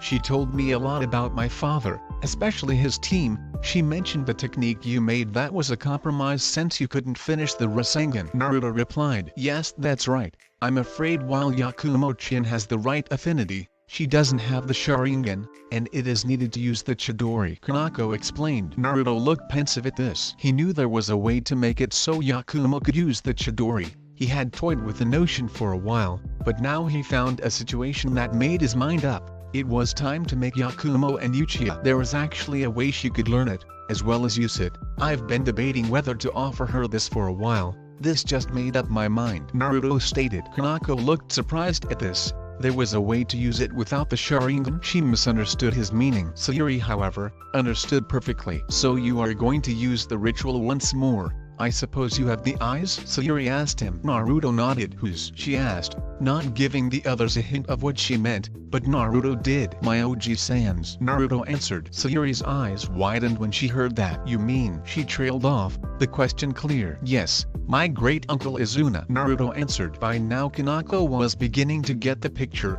but if they were doing what she thought they were, they had no time for the recovery. "If your plan is what I think it is, we don't have the time for her recovery," she told them. They just smirked at her. Yakumo was confused, but decided to wait for now. "Ah, but it isn't. Yours was a surgery, our method is a jutsu, and while it may have a touch of medical jutsu, it is primarily a ritual," Naruto answered. He then turned to Yakumo. "I'm sure you're confused. What we're talking about is that after dinner, I'm going to use the true Uchiha ritual to turn you into an pure blood Uchiha. The reason this is possible is I am using both the method of giving you a pure blood's eyes, and also of transferring the DNA that makes me a pure blood, into you," Naruto explained. Yakumo finally understood what he meant. On one hand she felt apprehensive, but on the other she was excited. For her the Sharingan would be a useful tool, especially for Genjutsu. It would also help with Taijutsu. "Luckily with the method I have, you will be able to advance the Sharingan to 3 tomos faster than anyone else before," Naruto told her. Yakumo was confused but decided to just go with it for now. Soon after Naruto said that,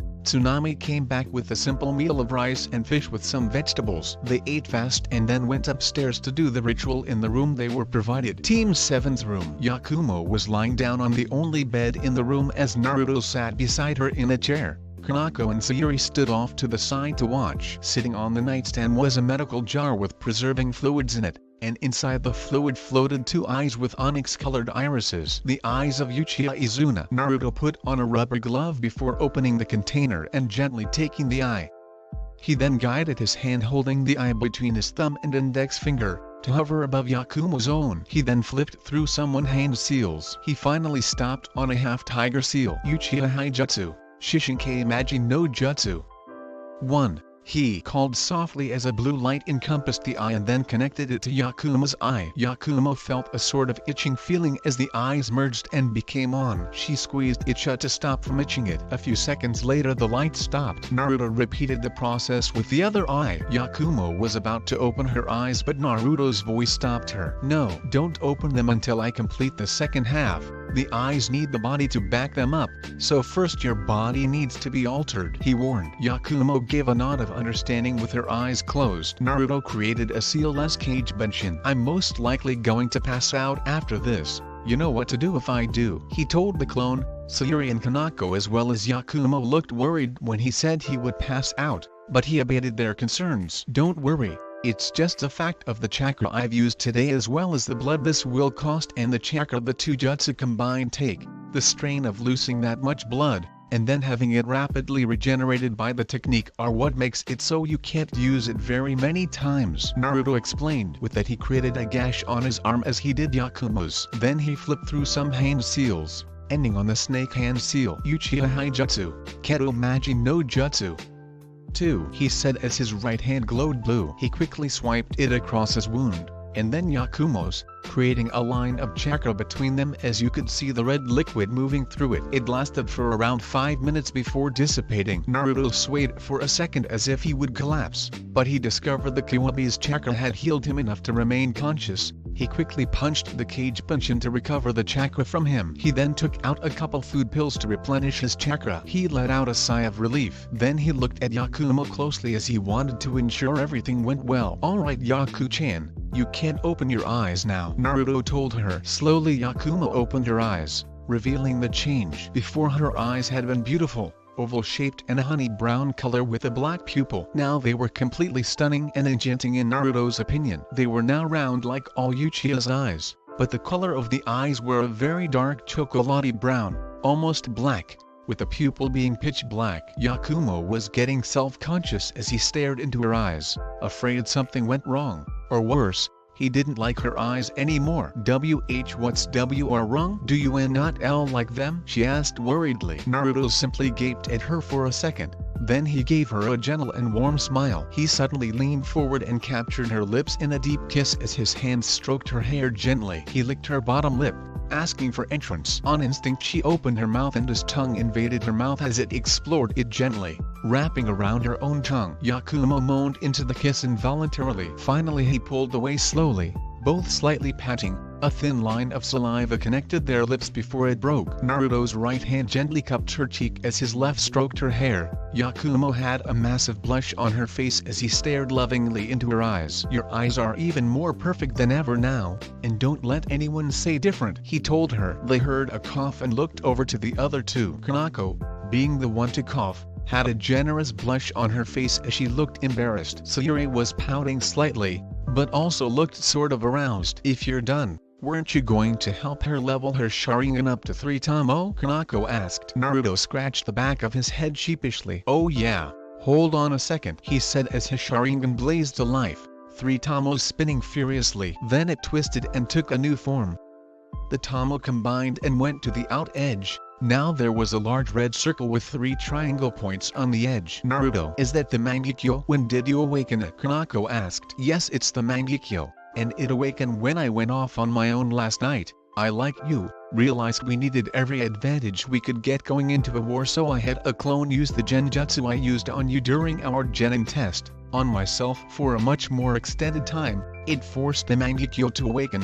Now I'm going to use Tsukuyomi to force Yakumo-chan's Sharingan to the 3 Tamo state, Naruto explained. With that he looked into Yakumo's eyes. Tsukuyomi, Naruto called softly as he and Yakumo entered into the world of Tsukuyomi. To Kanako and Sayuri they both stayed still for around 15 seconds. For them they were spending days inside Tsukuyomi, Naruto forcing the time dilation to its fullest, and spending as much chakra as he could to extend it. Finally Naruto closed his eyes as he began to pant heavily, his vision going slightly blurry as the fatigue caught up with him. Luckily the food pills let him hold onto consciousness. He looked over to Yakumo with his Sharingan deactivated. Slowly Yakumo opened her eyes to reveal the pupils were blood red and had the fully matured 3 Tamo Sharingan. Alright guys, rest up for the training tomorrow, Kanako ordered. Naruto and Yakumo nodded. The team quickly set up their respective futons, except Yakumo who got the bed. Soon Team 7 drifted into unconsciousness. Next morning, Team 7 stood in front of their sensei in a clearing in the forest. They were here to learn their sensei's original technique, the Chidori. Okay team, now normally to learn the Chidori one would have to build up their speed. Luckily because of the train, she said, getting cut off here. Torture. The 3 butt in with deadpan looks and voices. Okay, torture. Killer-sama and Makoto-sama put you through with resistance and gravity seals. You all have the necessary speed even without moving the weights. Kanako began, getting a nod from all 3. The next is an affinity to lightning, which you all have happily enough. The requirement after that is a decent chakra reserve, and considering Naruto can make hundreds without sweating, and in our training we've managed to get you to up to 30 without breaking a sweat in our train. She was cut off again. Torture. They deadpanned with eyebrows twitching. Kanako sheepishly chuckled. Anyways, you all have those. The final need to master it is the Sharingan, which you all have. Better yet, you have a 3-tomo, pure blood Sharingan, which I think we can all agree is superior. Kanako told them, getting a hell yeah from all three. Kanako smiled at them. Now, all that's left is for you to see the jutsu. Now normally I wouldn't choose this method, but we're pressed for time, so activate the Sharingan, and copy the jutsu when I show it to you. Kanako ordered them. Thankfully they had all completed the manipulation exercises, so the jutsu should come easier. Kanako flew through a series of 9 hand seals, ending on monkey, and then gripped her wrist as a ball of lightning formed in her open palm. Naruto found himself awestruck at how fierce and beautiful she looked, with the blue lightning crackling in her hand and arching around her occasionally. In fact, with the way she was crouched slightly, one leg bent in front and her arms making her bust more prominent in the pose, highlighting all her feminine curves, she looked deadly and sexy. Realizing what he just thought, he blushed and quickly got his mind back on track, just in time to hear her shout the technique. Chidori, she cried as she dashed forward and stabbed through the tree in front of her. She let the technique dissipate and then turned to her students. Now that you've got the technique copied, I want you to create some Kage Bunshin, have them practice the jutsu for your and one dispel every 10 minutes so you don't keep making the same mistakes. I want you to continue until you can at least do it with one hand, and preferably with less hand seals in at least one hand, she ordered. They nodded. The girls created 30 Kage Bunshin, and Naruto made 100. As the clones got to work, the originals turned to their sensei. Yakumo was the one to voice the question they were all thinking. Sensei, what are we going to do while the clones are training? She asked. Kanako smiled. Well, first you will create clones to escort Tarzuna to the bridge, then another each to go gather some info on Gato in town. As for us originals, I will be doing a warlike simulation spar. I'm going to make multiple clones and limit them to mid to high Chunin level, with a low Jonin mixed in here and there. You will have to be on constant guard. It is the best way to get you ready for war. Be warned, while I won't try to kill. Besides that, this is no holds barred, so get ready. Kanako told them, making even Naruto gulp. But she was right that it was the best way to get ready for war. With that, the three settled into their respective stances. Naruto vaguely made a note that he should use Tsukuyomi to get Yakumo started on the Interceptor Fist, as well as see if she gained a fire affinity from the ritual. With the clones gathering intel, Naruto, Sayuri, and Yakumo had just gotten to the outskirts of town, so they hinged into random civilians. Now they were combing the streets looking for intel on Gato. Their current plan was to find one of his men and convince him to tell them what he knew. Then if he didn't have enough, they would get more info from another thug, and continue this till they were content. They had been given a bag full of food pills to continuously restore their chakra so they could really get creative if needed. Finally they came across one of the thugs. He was currently harassing a shop owner. Come on, where's Gato's money? The thug said menacingly. The old shop owner was shaking as he answered. I don't have any, he collected just last week. I haven't made any to give. The shopkeeper tried to explain. The thug moved to strike the shop owner but found his fist blocked. He sneered at the henge Naruto. Oi, you're messing with Gato. You should apologize now and maybe I'll forgive you. He glanced behind Naruto to see the henge girls. If you give me the girls. The thug finished with a lecherous grin towards the girls. He was shocked by the blow delivered to his stomach that bent him forward from the force. Then he heard Naruto's voice in his ear. Your first mistake was assuming I feared that pathetic waste of flesh Gato. He doesn't even register as a threat to me. The second was daring to think of violating my girlfriends. Now say goodnight, Naruto whispered as he chopped the man in the back of the neck. Naruto nodded to the shopkeeper as he picked up the trash and slung it carelessly over his shoulder. 10 minutes later, Team 7 was in an abandoned building with the thug tied up in a chair. They had silencing seals on the walls so nobody could hear them. Naruto went through the hand seals for Mizrappa and used it to awaken the thug. He groaned as his eyes opened. They widened when he saw the three shinobi in front of him. Noting the Konoha Hittites rise and shine ugly, Naruto snickered. The thug tried to act tough and use the same bravado as before. Wait till Gato hears about this. He'll have your head for this, and he'll take the girls and turn them into his sex slaves. living only to be used by us in any way we want as well. Thug said with another perverse look at the girls. Naruto punched the man in the stomach once more, then took out a kunai and stabbed it into the man's private area, nearly severing his member. The thug screamed in agony as the fork of his pants became stained with blood rapidly. Naruto quickly channeled Katen chakra to the kunai to cauterize the wound. Didn't want him to bleed out. The thug screamed even more at this.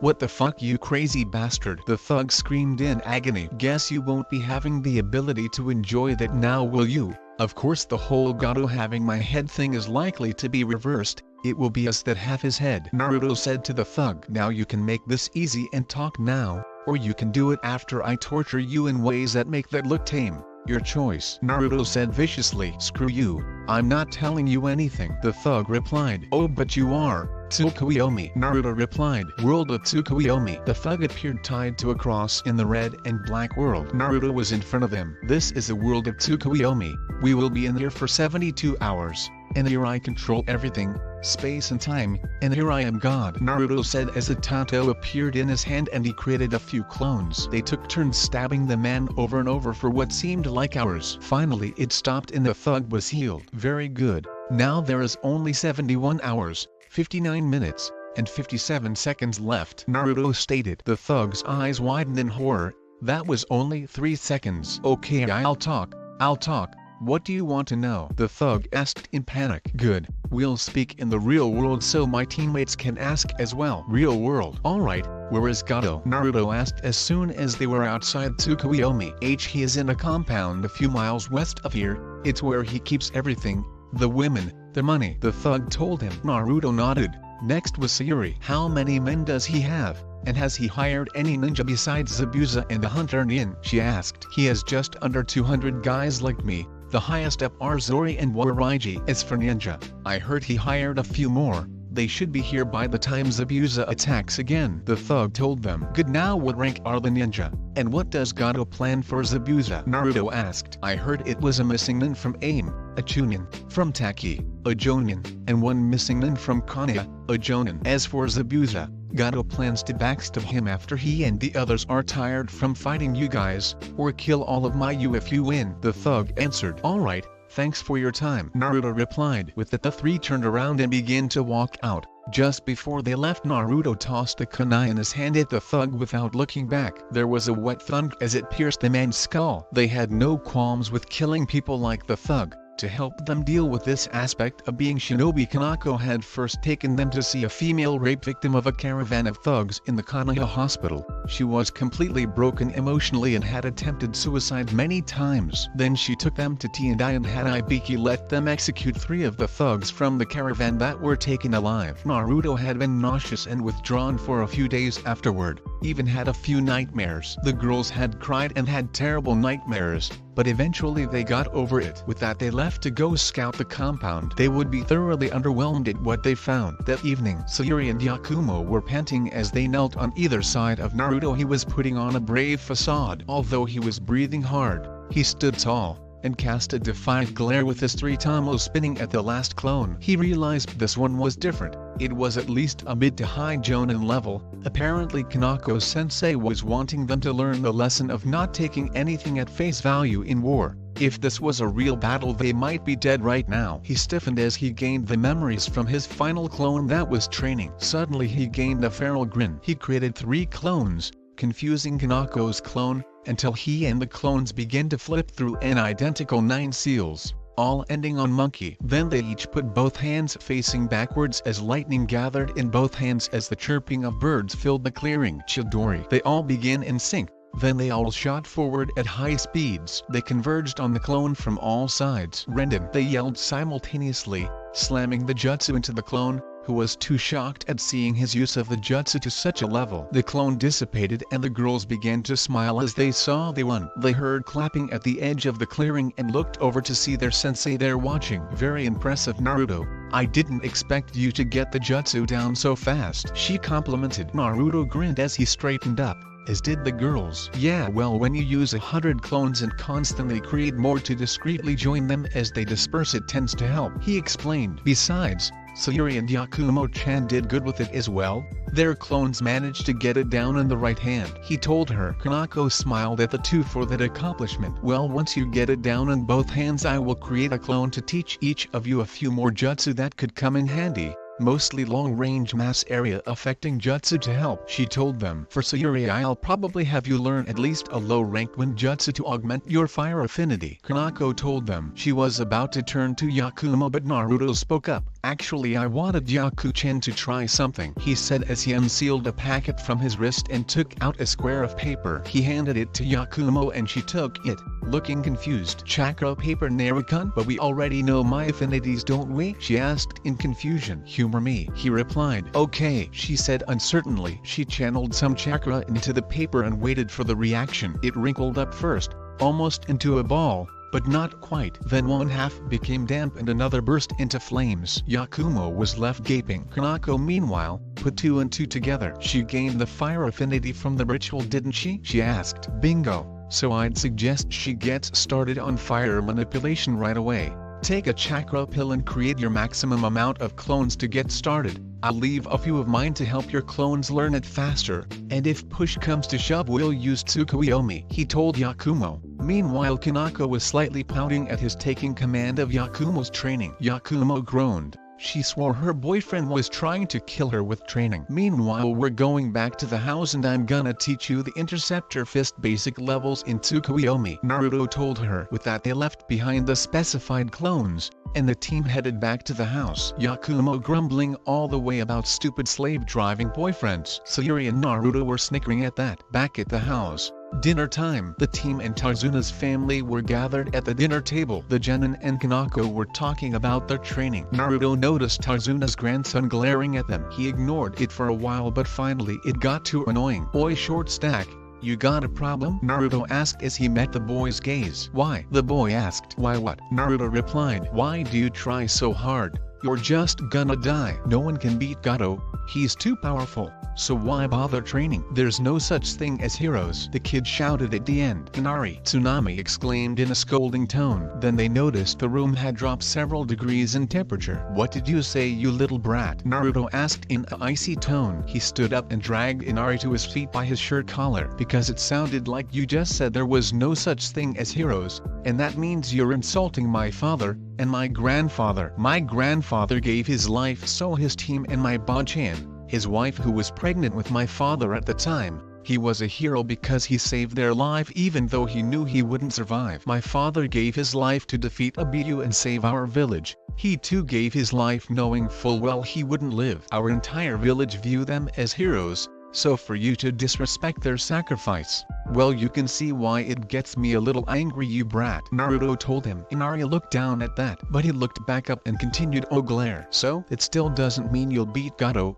He's too powerful, he insisted. Naruto's answer was to give a grin at this as looked into Inari's eyes. Alright everyone, especially you brat, come with me. Your grandfather's already seen why we are so confident, but I'm gonna show you why Gato stands no chance, Naruto said as he began dragging the protesting Inari out the door. The rest followed after them, Tsunami looking like she was torn. On one hand, she didn't like her son being treated this way. On the other, she knew he needed the proverbial kick in the ass to get him out of his moping he'd been in since Kaizo died. When they were outside, Naruto let go of Inari's shirt, causing the boy to fall back onto his butt. Inari got up and glared at Naruto. So how many men you figure Gato has total, Tarzuna? Naruto asked the bridge builder.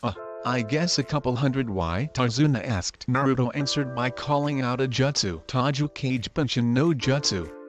3. Naruto shouted as 200 Kage Bunshin appeared on the shore, standing in front of the water. You see those? Naruto asked Inari as he pointed at the clones. So there's as many as Gato has. So what? It won't matter, Inari stated in denial. No, but right now those are Gato's thugs. They only have brute force and weapons. Now let me show you what we shinobi have, Naruto replied as he created 3 clones to stand by himself. They all started going through hand seals. 2 of the clones were doing the same seals and Naruto and the third did different ones. Futen, Renkuden. The two clones yelled as two giant bullets of air shot towards the clones on the shore. Katen, Gokaku no Jutsu. Naruto and the last clone yelled. They breathed out large balls of fire that collided with the air bullets to create two enormous balls of flame that were roaring towards the clones. They reached them and the clones were dispelled instantly, and had they been people they would have been nothing but charred flesh. The fireballs dissipated as they got further over the river. Naruto turned to the now awestruck boy. That's why Gato stands no chance. We are shinobi, we use chakra to accomplish feats beyond that of the average thugs Gato uses in bulk. It's why he uses them in bulk. They cheaper than shinobi, however should a shinobi face them the thugs would be helpless. And the strongest shinobi currently in Gato's employ is now working with us. That means that his strongest asset is now ours, Naruto explained as he walked past the boy, ruffling his hair on the way. It was at this time Naruto and his teammates received their clones' memories. They proceeded to tell Kanako, who suggested they wait to compare notes with Haku to make any decisions as far as planning goes. With Zabuza and Haku, Zabuza sighed as he lay in bed, keeping up the charade of being injured. Haku was sitting next to his bed, and he swore he heard a snicker when the boy saw his annoyed expression. Currently Haku was reading a scroll that had all the information they had managed to get on Gato. Just then the door burst open and in stepped Gato. The two shinobi scowled at the diminutive tyrant. Both he and the wannabe samurai guards he had were looking arrogant, as if they controlled things here. Haya, look at the big bad demon of Kiri. What happened, Zabuza? I paid good money for you to kill the bridge builder, Gato said. Zabuza ignored him, keeping up the charade. Internally he was repeating a chant to keep from killing Gato. Must no kill, yet must not kill, yet must not kill, yet. Gato, getting bold, moved to grab Zabuza. Hey, I'm talking to you. Gato broke off in a strangled yelp as Haku grabbed his arm and gripped so hard it broke. Finally he tossed Gato back towards his guards. Keep your filthy hands off Zabuza-sama, Haku exclaimed as if angry, while really he did it to keep Zabuza from killing the midget. Gato's guards began to try to take their swords out but were stopped when Haku appeared between them with his hands on theirs, preventing them from doing it. The guards looked shaken up at how fast he moved. I wouldn't do that if I were you. I'm in a really foul mood, he said in a pretend dark tone. He then let go and the guards and Gato began to run. Just get the job done, Zabuza, or I'm not covering for you anymore, the diminutive tyrant shouted as he ran. Follow them, Zabuza ordered. Hi Zabuza-sama, Haku said with a bow. Gato's compound. The nerve of those two. I just can't wait to collect their bounties when I kill them after they wear themselves down fighting the Konoha. Gato ranted to the two guards, who nodded. Yeah, I know what ya mean, boss. I can wait to use that girl with him, Sori replied in a lecherous manner. Haku blushed angrily and saw red at this. He was a boy, damn it. Still, the Konoha ninja did manage to take out Zabuza. Maybe you should get some more ninja just to be safe, Waraiji suggested. Already done. I hired a Chunin Missingnin from AIM, and Jonin Missingnin from Taki, some guy named Surin, as well as a Nuknin Jonin from Konoha, a guy named Aoi who has some famous sword called the Raijin or something like that. I figure he'll be worth the most as far as a bounty goes. Gato laughed as he plotted. Haku glared from his hiding place. He knew Gato stood no chance, but still, the news of the Raijin was troubling. The Yuki clan member quickly left to go report to Zabuza. The next day, training clearing. Naruto was waiting in the clearing for Haku. Today was the day they began to plan how to take out Gato the easiest. Behind him some clones were working to try and get the use of Chidori up so he didn't need hand seals for either hand. Yesterday had provided some results in his jutsu, but the strain on his body was still too great to be used for extended periods. He had to fix that or he couldn't choose it.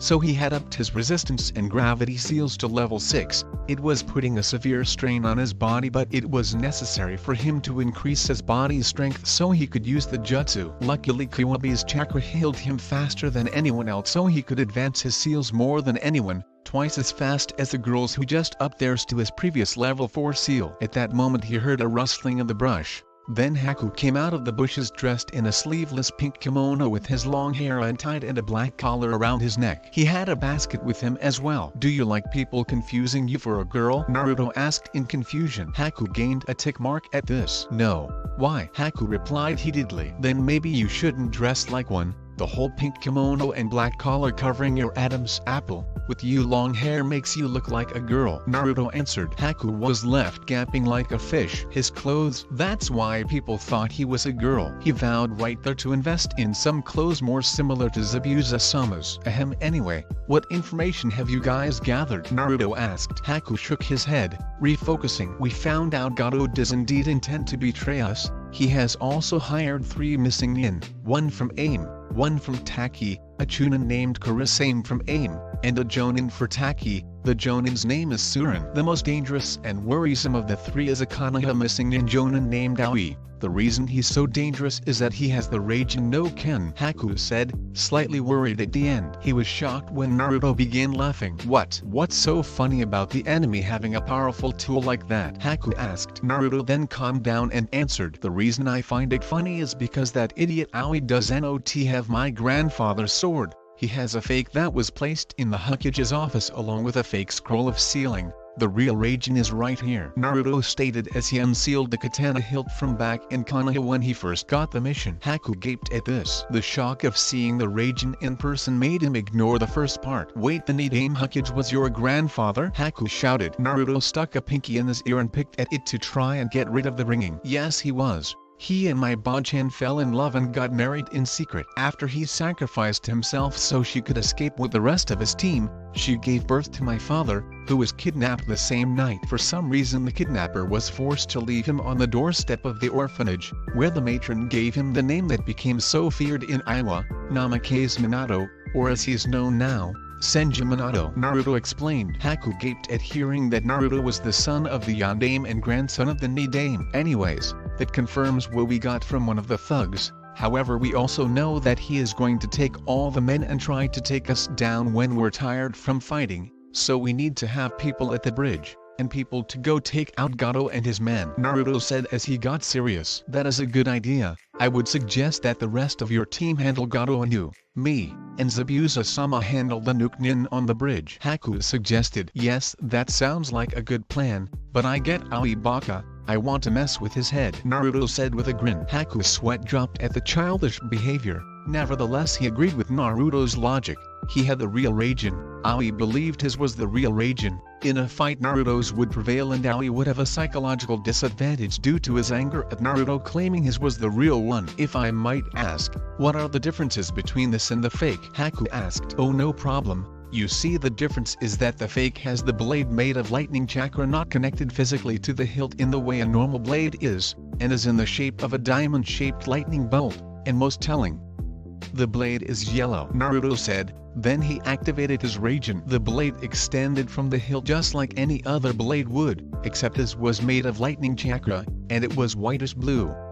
The blade itself was 3 feet in length and the handle being a foot. It was the size of a katana but was clearly styled after a double-edged katana because the blade was straight. Also, his blade is a lot smaller, about the size of a kadaki, whereas mine is somewhat closer to the length of an odaki. Mine extends directly from the hilt like all other blades even though it's made of lightning chakra all the same. Also, mine has a hibaki. Finally, it is blue, Naruto explained. Haku nodded. There was most definitely a difference, but the biggest difference is the power and abilities the blade holds. You see this, the true Raijin no Ken is unbreakable. It can cut through nearly anything, and it can be summoned back to my hand no matter what happens to it, like say falls into the ocean, Naruto told him. Interesting, Haku replied. I had better go now. We'll meet you on the bridge in 3 days. Zabuza-sama and I will arrive with the other ninja, Haku told him. Naruto nodded in response. Alright, I'll tell my team the plan. See ya, Naruto said. With a nod to Haku,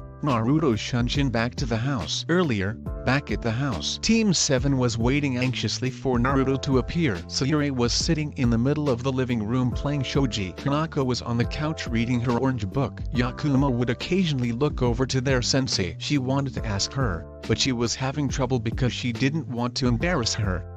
Finally, she decided to just do it. Hey Kanako-sensei, I got a question for you, Yakumo asked. Kanako looked up from her book at her student and saw she had a nervous look. Sure, shoot, Kanako replied. How do you feel about Naruto-kun? Yakumo asked. Kanako was confused but replied nonetheless. Well, he's a great student. Even though he's a genius, he works to exhaustion to improve. When most like a vast majority of clan prodigies like him who everything comes natural to, don't truly work for the results. If they did, they would be much greater. As a person ignoring who he is, he's incredibly kind and likes to help others. It's quite shocking because when one does factor in the fact he's the heir to the two most influential clans in the village, he holds none of the arrogance they do. Kanako replied. That answered Yakumo's question partly as she recognized that Kanako was speaking about him in the same way she spoke to Kurenai about him. Warm and slightly dreamy, but not enough to be really noticeable. Yeah, but I meant how do you feel about him? Because I've noticed how you blush when he hugs you, Yakumo told her with a smirk. Sayuri mirrored the expression as she'd caught on to what Yakumo was trying to do. I don't have any idea what you're talking about, Kanako shot back in denial.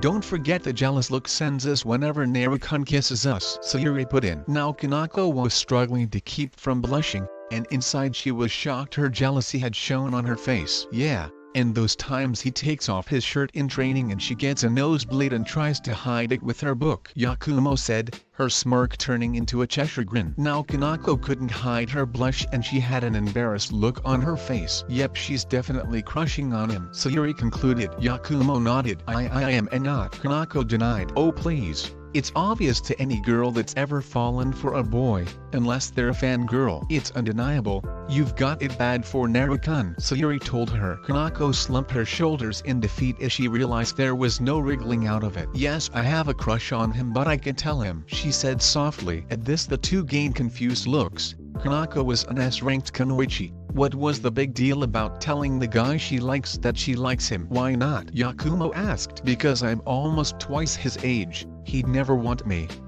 And if I do tell him and he rejected me, how can I look in the eyes ever again? At least the way things are now I can be near him, Kanako said in a dejected tone. She hung her head down and the girls were surprised by how sad she looked. They caved and decided to give the woman some hope. First off, you're a sexy jonin and probably most male, and some female, rookie genin's wet dreams, and most likely even some of the younger tunins as well, so don't count yourself out just yet. As for rejecting you, Sayuri began, you should see how much he blushes when he thinks nobody notices, like when he gives you a hug, or when you were showing us the Chidori, which I must admit made a very alluring sight from the male perspective. Yakumo continued. Finally there's the look in his eyes when he looks at you. Anyone else but us might not see it, but we do. There's no doubt about it. At the very least he finds you very attractive. Sayuri finished. At this Kanako's head snapped up and they saw that she might have been a few moments from beginning to cry. Oh really?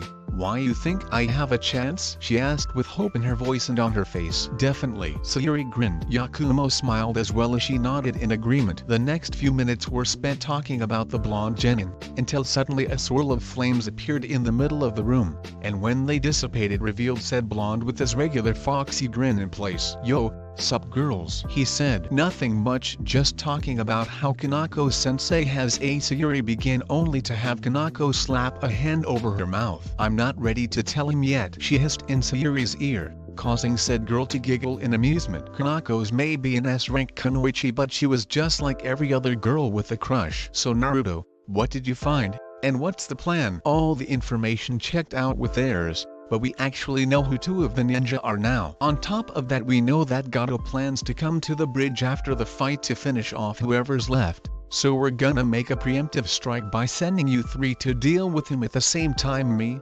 Zabuza, and Haku take out the other ninjas. Naruto explained. This got a nod from all three. Who are the enemy ninja? Kanako asked in concern. Depending on who it was, Naruto might not be able to handle them alone. She might have to rush their part of the operation to come help him. No one of any real concern. There's one from AIM and one from Taki, a chunin named Kurisame from AIM, and a jonin whose name is Suin from Taki. However, as Takinen tend to be weaker than those in the 5 great nations, we can assume the chunin will be barely low chunin if even that, and the jonin will be more like a mid to high ranked chunin. As for the final one, that would be Rokasho Aoi, the man who stole the fake Raijin. I'm the one who is going to fight him, Naruto told them. Kanako sighed in relief. Aoi was only a chunin when he left Konoha. People began giving him the title Jonin simply because he had the Raijin, and with Naruto having the real one, it was a foregone conclusion. Alright, it sounds like a plan. Let's rest up, because for the next 2 days it's back to intense war simulations while clones train in jutsu. Kanako ordered. Hi Sensei was heard from them all. 3 days later, Team 7 stood in front of Tarzuna's house with Tarzuna.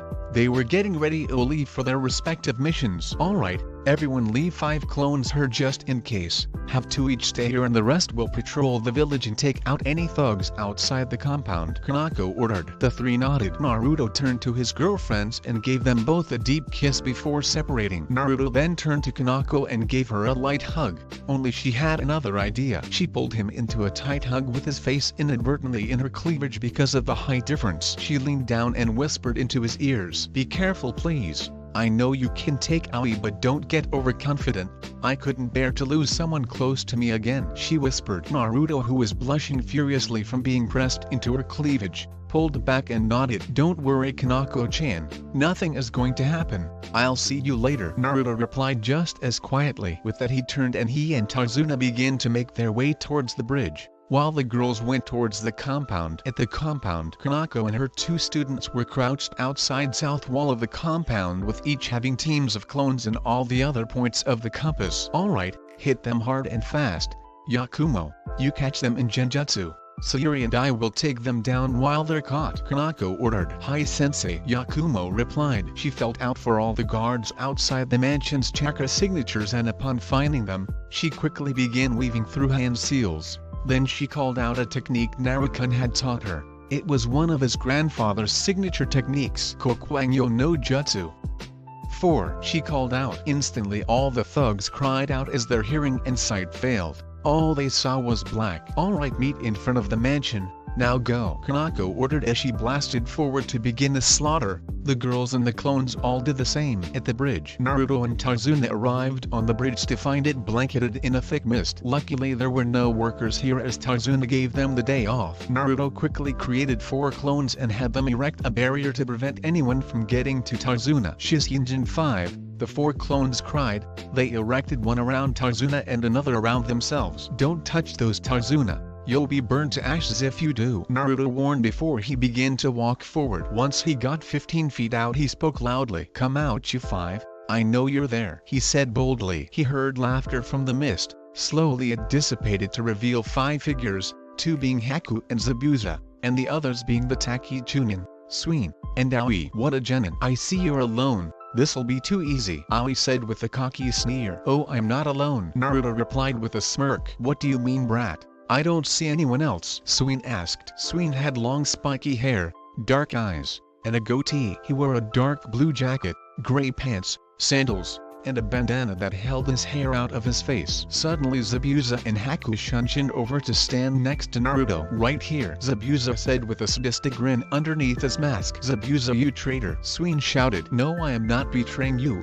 This was the plan all along, before Gato even hired you," Zabuza replied. "You now have 3 options. You are severely outgunned, so either surrender, flee, or fight and die," Naruto replied. "How do you figure we're outgunned, brat? You're just a genin, and we have 2 jonin and a chunin. Alls you got is 1 jonin and maybe a chunin," asked the aim chunin. "That's where you're wrong. Both you and Suin are from lesser villages. Their strength comparative to rank is different than those of one of the great 5 nations. Take you and Suin for example, up against a jonin of our village, or Kiri for example. He is completely outclassed. As for you, why a high-level genin could take you," Naruto replied with a smirk. The 2 mentioned men seethed while Aoi smirked, thinking he was the only one he considered a threat. As for Aoi, he is the only one anywhere near the rank he is titled with, and then only just because of that sword of his. Naruto finished. By now all 3 were showing no signs of either of the first 2 options. "Okay, have it your way, Zabuza. You can have Suin,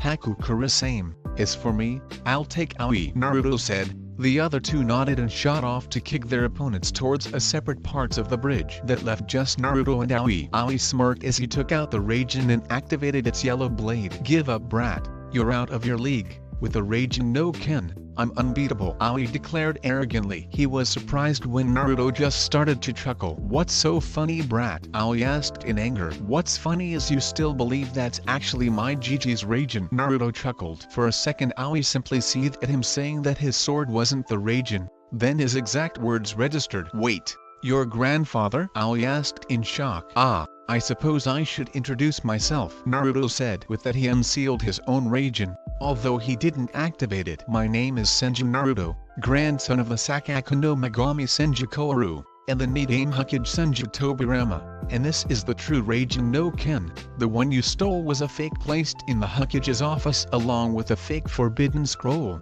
The real ones have been safely behind the impenetrable walls of the Senju compound for the past 7 years since my Bachan found out her son had lived and I was her grandson, Naruto explained, enjoying the shock on Aoi's face. Now come, feel the true power of my blade, Naruto said as he activated the raging and undid his resistance and gravity seals to level 4. Then he blasted forward to meet Aoi's hastily executed and sloppy block with Haku. Haku appeared in front of Kurosame after kicking him away from the others. Give up, I do not wish to kill you, Haku said. Ha, I'll show you, Kurosame declared cockily. He did a few hand seals then shouted out his technique. Suiten, Suiban 6, Kurosame said as a whip of water was created and he shot it towards Haku. Haku used a senbon he coated in wind chakra to destroy the whip by slicing it in half. After Haku did this, Kurosame tried again, and again, and yet again, but every time it ended the same. Finally he stopped, having used up half his chakra.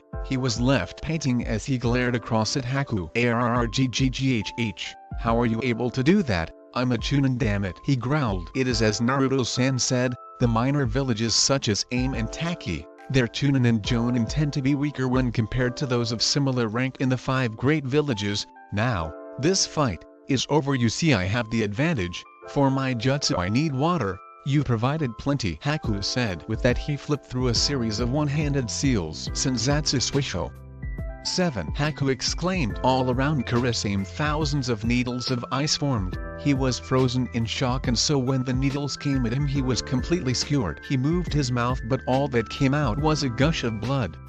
Finally he collapsed and stopped breathing. Haku sighed sadly. He hated killing. With that he turned to watch Zabuza's fight with Zabuza. After he had kicked the Takinen across the bridge, Zabuza appeared in front of him and took Kubikiraboho off his back, held it in one hand while it was across his shoulders. He stood and watched as the man got to his feet and glared at Zabuza. They continued like this for a few minutes until they heard a strangled scream. They both glanced over in the direction of the scream and saw Kurosame get killed. Suin looked shocked that his comrade was killed so easily. Seeing the man's shock, Zabuza spoke. It's like the Gaki said, you ninja from the smaller villages that are of the same rank as those in the 5 great ones are weaker than us. It's because your villages don't have access to as good of training, and you lack S-rank nin to change it. In fact, the last S-rank nin I heard of from Taki was in the day of the Shoto Hokage, and he was 10 years older than the second, Zabuza explained. Seeing Suin seething, Zabuza decided to goad him a bit. No little waterfall, come and take the honor of dying at the hands of Demon of Kiri, he said as he took his head cleaver from his shoulder. Suin snarled at this as he began to go through hand seals, proving to Zabuza that he was indeed weaker than the Jonin of the 5 great villages. With the speed he went at, it was barely high Chunin. Suiten, Mizrappa, Suin declared as he spat out a stream of water at Zabuza. Zabuza scoffed and simply sliced through it. Suin began to do hand seals again. Mizubanshin no jutsu, he cried as 2 clones appeared next to Zabuza, who sliced through the as soon as they did. Come on, give me your very best attack, because that is the only thing that might actually do something to me, Zabuza taunted. Suin ground his teeth and began a longer chain of hand seals. When he was done he called out the jutsu. Suiten, Suiryuden no jutsu, he yelled as a small water dragon formed. Zabuza had to fight the urge to laugh at the pathetic dragon. It wasn't even half the size of his. He used a burst of speed and appeared directly in front of Suin. The water dragon having sailed wide, he swung his cleaver and bisected Suin. Unexpectedly he fell into water. Huh. better than I thought he was," Zabuza commented as he spun and blocked the water blade Suin had tried to cut him with. Suin struggled against Zabuza's immense strength, but not good enough, Zabuza said as he collapsed into water. Before he could say anything, Suin's head was separated from his body. Zabuza sighed as he looked down at his sword. He'd really missed the sword. It had been with him through quite a few battles. "It's been nice wielding you, old friend," he said in a melancholy tone. Gato's mansion. Standing in front of the steps to the door, the originals of Team 7 were staring at the door. "Alright, I want 2 sets of clones. We'll move directly for Gato's office while they clear out any thugs and rescue any women. After that we leave behind a few clones to collect any funds and weapons, to distribute to Nami, minus our pay as well as an A rank for Haku and Zabuza." "Understood?" Kanako ordered. The two nodded as one they charged forward and blasted the doors off their hinges with kicks. The guards immediately inside weren't prepared and got massacred by the 3 beautiful kunoichi, each wielding a sword, Kanako having brought out her father's blade. They lead a bloody warpath straight towards Gato's office. Finally they got to the hallway where it was and found a much larger concentration of guards. "Sayuri, take them down," Kanako ordered. This caused the guards to laugh. "Ha, as if some little girl could take us. You're outnumbered 3-1. Surrender so we can have some fun," the one apparently in charge declared as he stepped forward. Sayuri simply smiled sweetly at him. This caused him to grin, thinking they gave up. The next second Sayuri was behind him with her chakudo drawn. Slowly he fell to his knees where his top half fell to the ground. Sayuri gave the same sweet grin before dashing forward and slicing her way through the other guards in a beautiful macabre dance of death, body parts flying, and a veritable red mist of blood shining in the air. Finally she stopped in front of the most expensive-looking door in the mansion. Her teammate and sensei joined soon after and Kanako counted down from 3 with her fingers and then kicked down the door. They found a midget inside behind the desk and he simply sneered at them,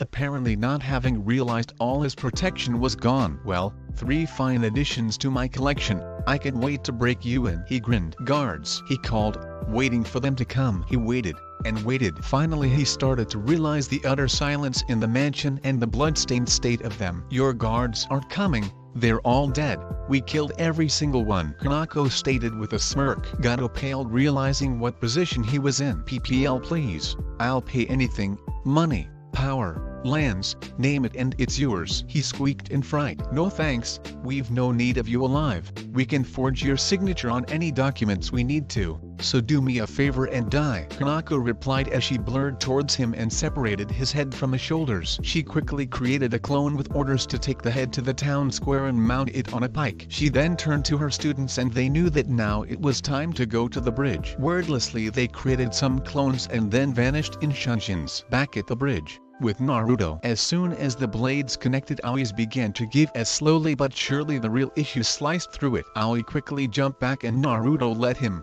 standing exactly where he was as Aoi looked in shock at the Raijin. "But how? Nothing can cut the Raijin?" Aoi asked in disbelief. "I already told you, Baka, that isn't the Raijin. This is," Naruto told him. For the first time Aoi began to believe it. On top of that, any real Kenjutsu user can tell you haven't really trained to use a sword. You just swing at things thinking nothing could beat that sword. "Well, you were wrong," Naruto stated as he once more blurred towards Aoi. Only this time he cut right through the sword as he willed more chakra to his blade. Aoi dropped the now useless knockoff in shock as he began to back up. "So you managed to cut the sword. I'm still a Jonin. I'll beat you no problem," Aoi declared, more confident in the end. He was better. Poor deluded man. Aoi pulled the umbrella from his back and threw it into the air where it began to spin. "Juro Senbon." 8. Aoi shouted as the umbrella began to fire Senbon. Naruto, seeing the coming shower of projectiles, quickly did a few hand seals. "Mokuten, Mokuja Heki."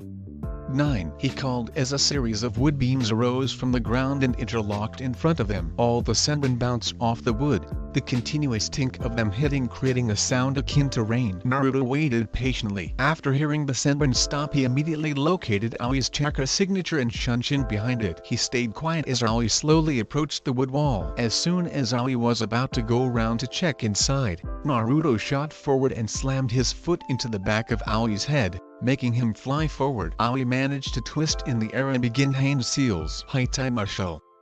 10. He shouted as he shot out a bunch of small needles made of chakra from his mouth. Naruto simply jumped to the side, and when they followed him he kept zigzagging back and forth, discreetly activating his Sharingan to assist in that. Getting near Aoi, Naruto rushed forward in a burst of speed and swung his sword. The needles stopped and Aoi tried to speak.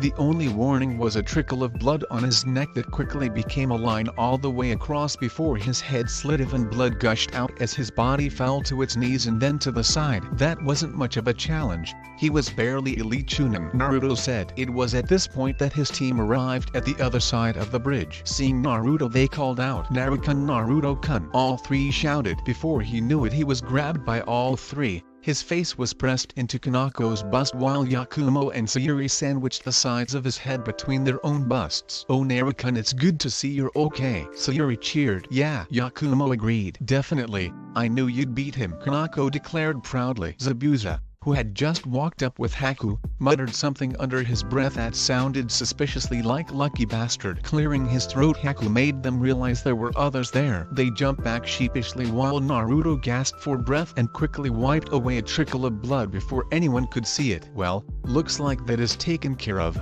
Now we just need to wait for the bridge to be done so your mission is over, and then we can head for Kiri," Zabuza said. At that time Tarzuna, who'd been released from the barriers, came walking up. "Well, that shouldn't be a problem, the bridge'll be done in a couple weeks," he told them. "Alright, well let's go celebrate the victory today," Kanako suggested. Everyone nodded so they began to walk away. Zabuza, who was walking next to Naruto, took Kubikiraboho from his back and offered the handle to Naruto. Naruto took it and held the blade in his hands reverently. "I'll take good care of it, Zabuza, that's a promise, and Senju Naruto never goes back on a promise," he declared boldly with a foxy grin. Zabuza smiled under his mask. "I'm sure you will, kid, but you should know, even if the blade were to be damaged, like it was cut off, it will regenerate from the iron and the blood you spill from enemies," Zabuza told him. When he told Naruto that, Naruto began to get an idea. "Well, I'm gonna practice with it from now until we leave. I need to be as ready as possible for the war," Naruto declared. Everyone nodded in agreement,